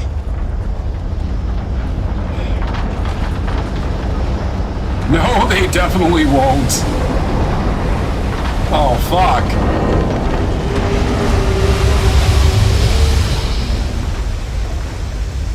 Well, shit.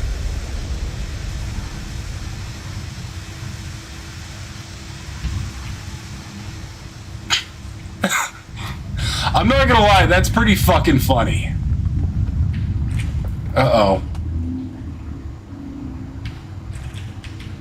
That's pretty funny. Because, like, you go over there, that's like a troll. Because you go over there and you're expecting, like, the bridge just lower, and instead the whole bridge fucking explodes. Oh, man. That's great. But it probably caused a chain reaction of something elsewhere.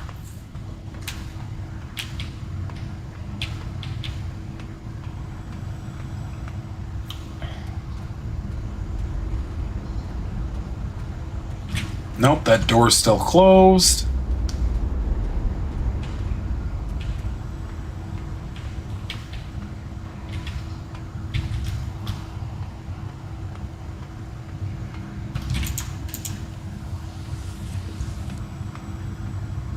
Okay.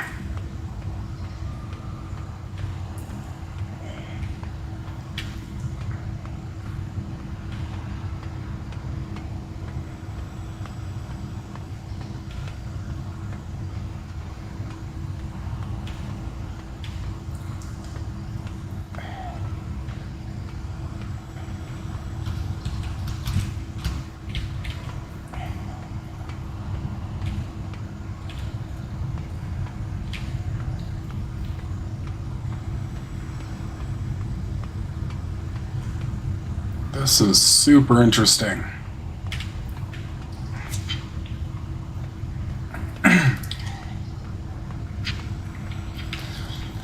I hate to say it, y'all, but we might have to go back to the rotating room. If only because we now open 2 doors.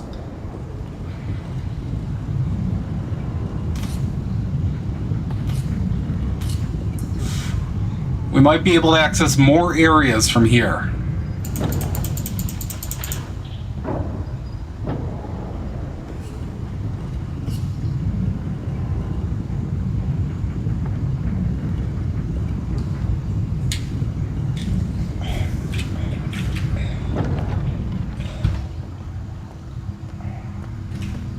Okay.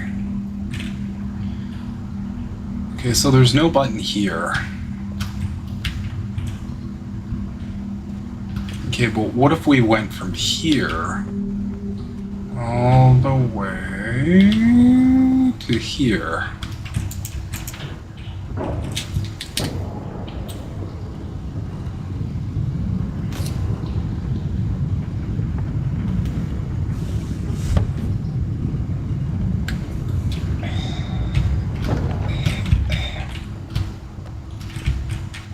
Back there. Okay, so press that one more time.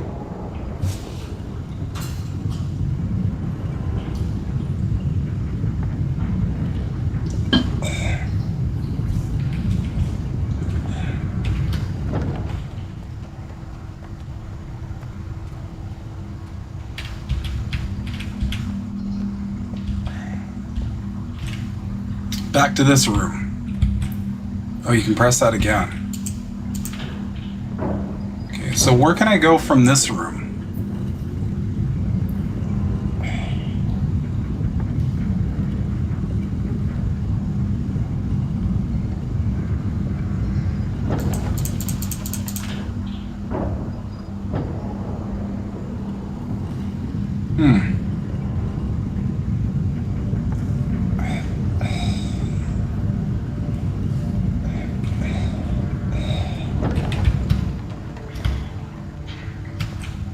Interesting. Okay. Okay, so wait, did that change something over here?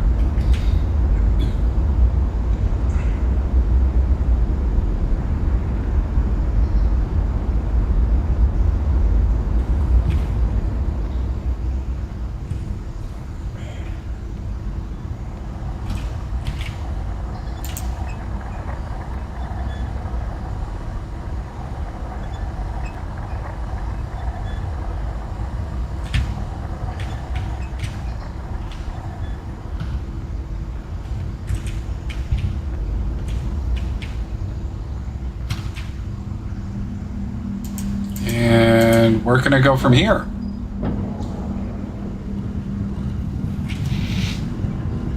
God, this is definitely bringing me back.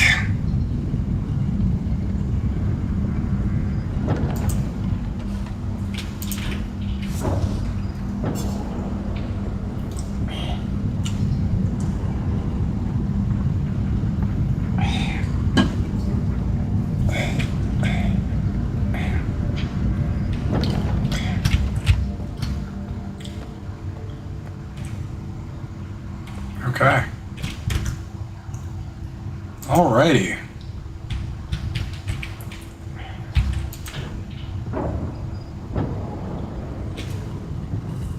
There was a button on that telescope. Thank you, Natalie. We will go back to the telescope and check that out then.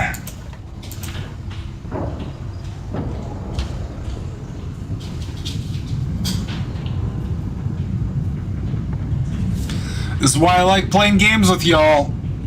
You guys catch a lot of shit that I'm just too derpy to figure out.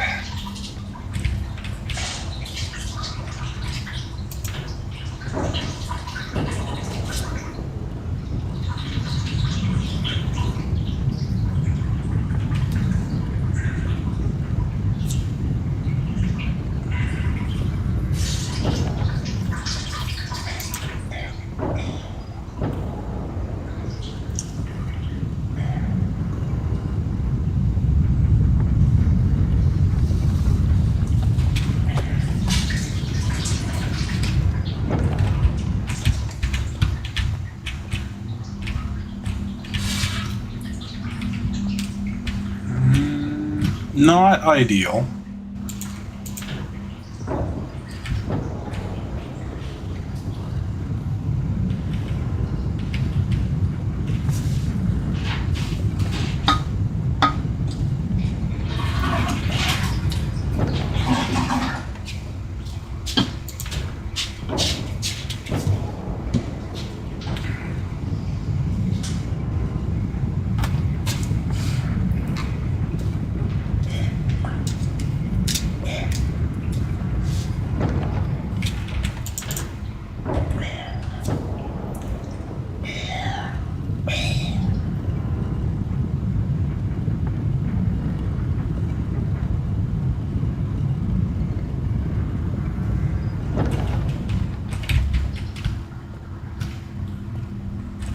Okay, we're back here. So we're just gonna rotate this until we get back to where we were.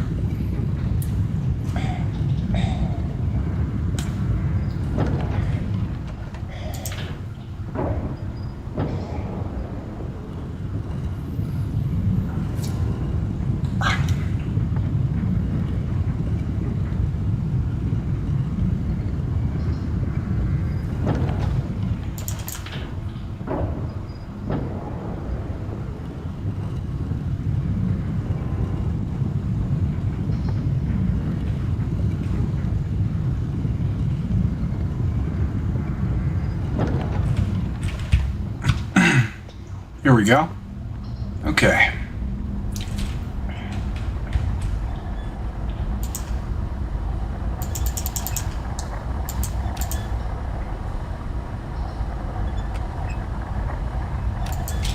Okay.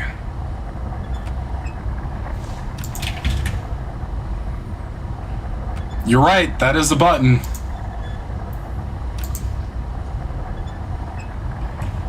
Hold up.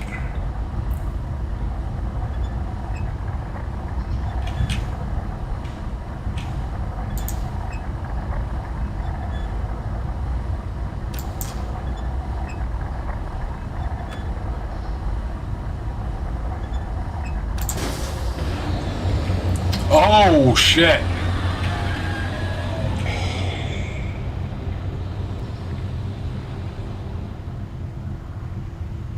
Okay. Oh, fuck.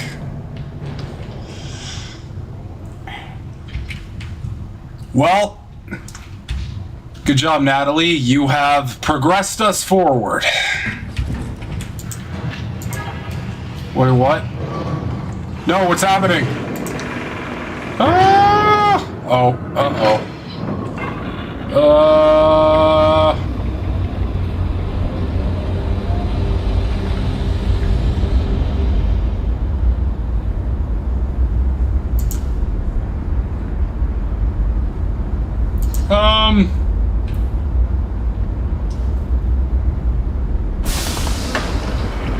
Okay. All right. What the fuck?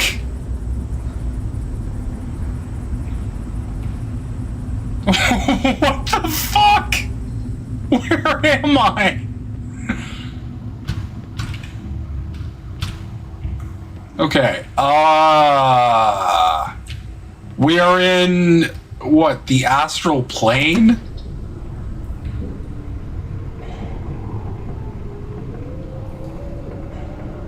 What the absolute fuck is this?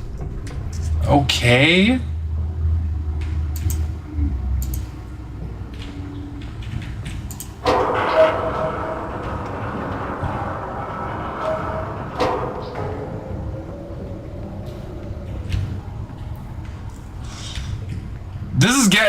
This is getting a little weird.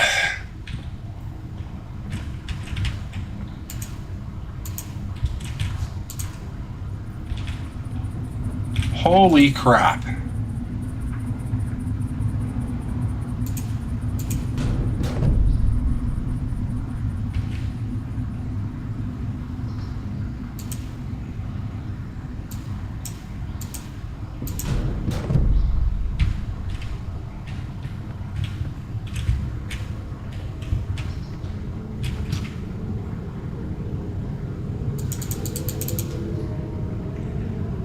Hit that bright thing. The bright thing's definitely a part of the puzzle. Just trying to figure out all the factors here. Okay. So we're all connected here. That's fine.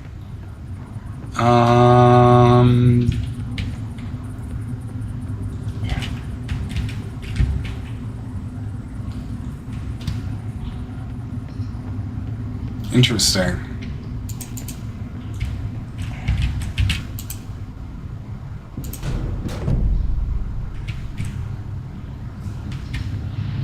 Okay, but what does that do?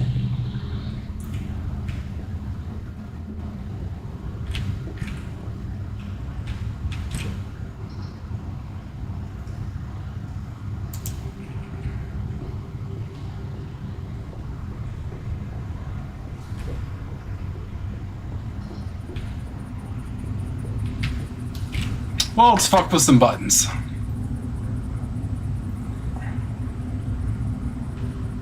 Oh, that doesn't do anything now. Okay, maybe... Huh. Okay.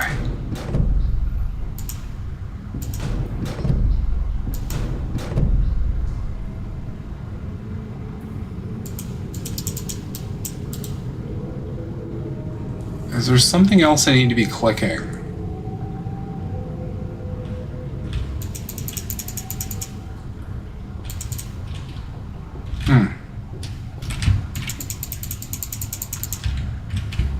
Oh, there's some shit below us, too. Cool.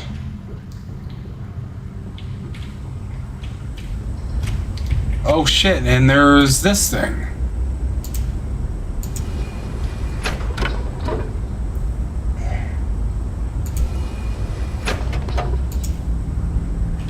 Okay.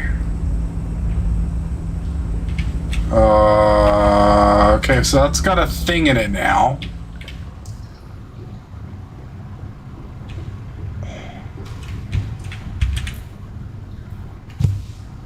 Let's fuck with some buttons. Snow Himbo passing up Bernie 16 buttons.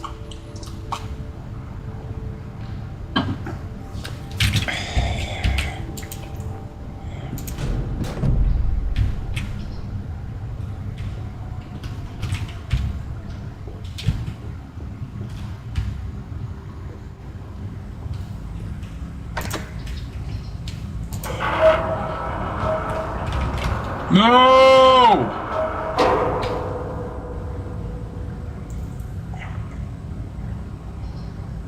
This is definitely interesting.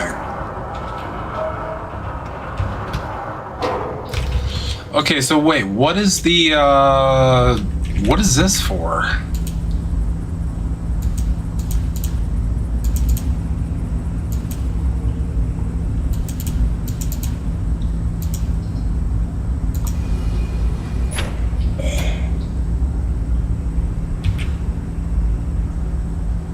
Okay.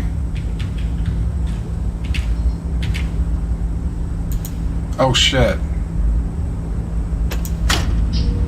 Oh!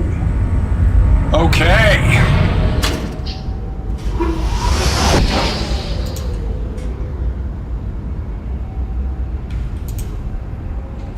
All right. But that didn't do shit. So we gotta fuck with this a bit, I think.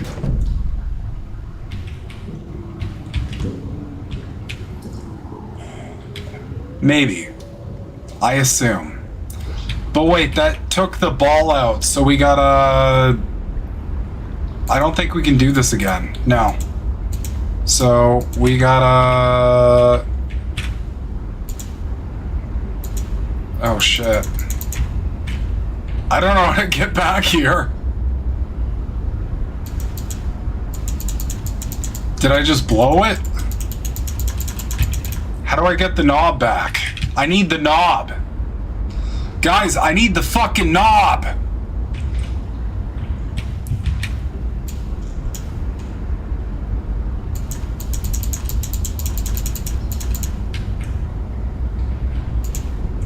Listen, I'm gonna be really cranky if I can't touch this knob.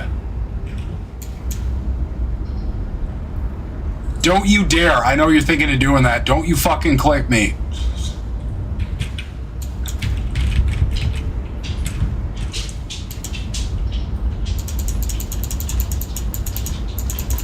Okay, yeah, the button doesn't work anymore. Okay, wait, maybe this actually does have something to do with it. I can't imagine it would, but I don't know. This is curious.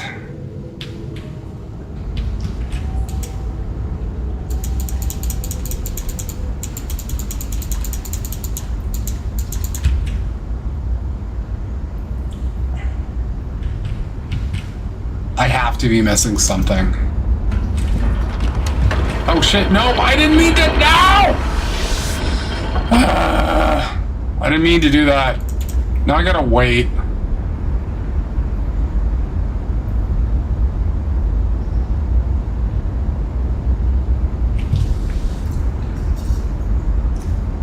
Damn it, cookies. God damn you. I meant the knob in the game. That's the only knob I want. Hit the bright button a bit again. I kept trying to hit it. It didn't do anything.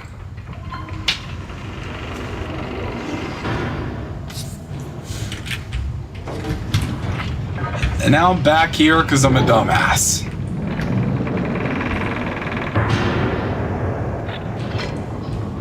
Oh shit, okay. If you go back out, then it just reverts.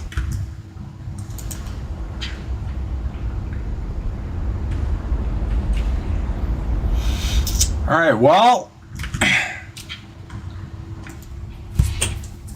that was fun. That was really fun, but we're coming up to time here, and I'm not gonna lie, I'm a little tired. Had a pretty full weekend so far. We might return to the Riven remake one day, but I would definitely recommend checking that out if you guys haven't. I think it's for sale on, let me check real quick.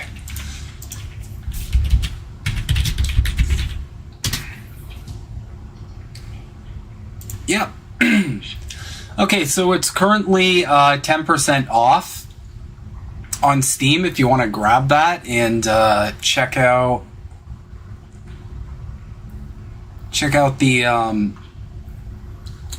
the remake of Riven. Definitely an interesting game. It's fucking gorgeous. Like, it's really pretty.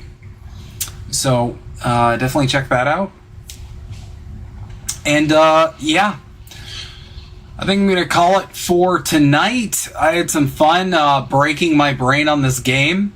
Definitely nostalgic of the old days where I used to break my brain on these kinds of games. I think I was older with Riven though, so it was a little less like completely harsh. Myst just like killed me. But I hope you guys had fun with the psychoanalysis we did with that interview and with checking out the Riven remake. Next week on Snow Himbo Streams, I'm happy to say we will finally be going back to the Thaumaturge and we'll be hopefully beating it. Because, you know, I love me some Thaumaturge. Additionally, I want to say we've got some cool shit cooking up here in on INN. We got a couple new shows in the works, so that's going to be really fun. I'll be working with Yeti Jesus, who's another INN member, on one. I think we've decided on the name being called The Maple Files, but it's essentially about all things Canada. We're going to start with an introduction to like how our political system works, how it's similar, how it isn't. And then from there, you know, going from everything to, you know, how to best prep yourself for the events ahead to Canadian news, Canadian politics, and we got another gaming thing in the works as well. So yeah, as always, thank you guys so much for Himbo, you look as energetic as Biden on debates. What the fuck? I can't believe this. Anyway, thank you guys always for hanging out with me tonight. And yeah, How Did We Miss That is tomorrow night at 10 as well. So you can look forward to that. I personally love it. It's always a fun end to the weekend. You always get that like Sunday evening like gloom of like, ah, crap, I gotta go back to being a wage slave all week. So yeah, thank you guys as always. Love y'all, and yeah, as we always say, keep questioning everything. And I'll see a bunch of you fuckers on Thursday, because probably gonna have a pretty big show. Anyway. Mwah. Have a good night.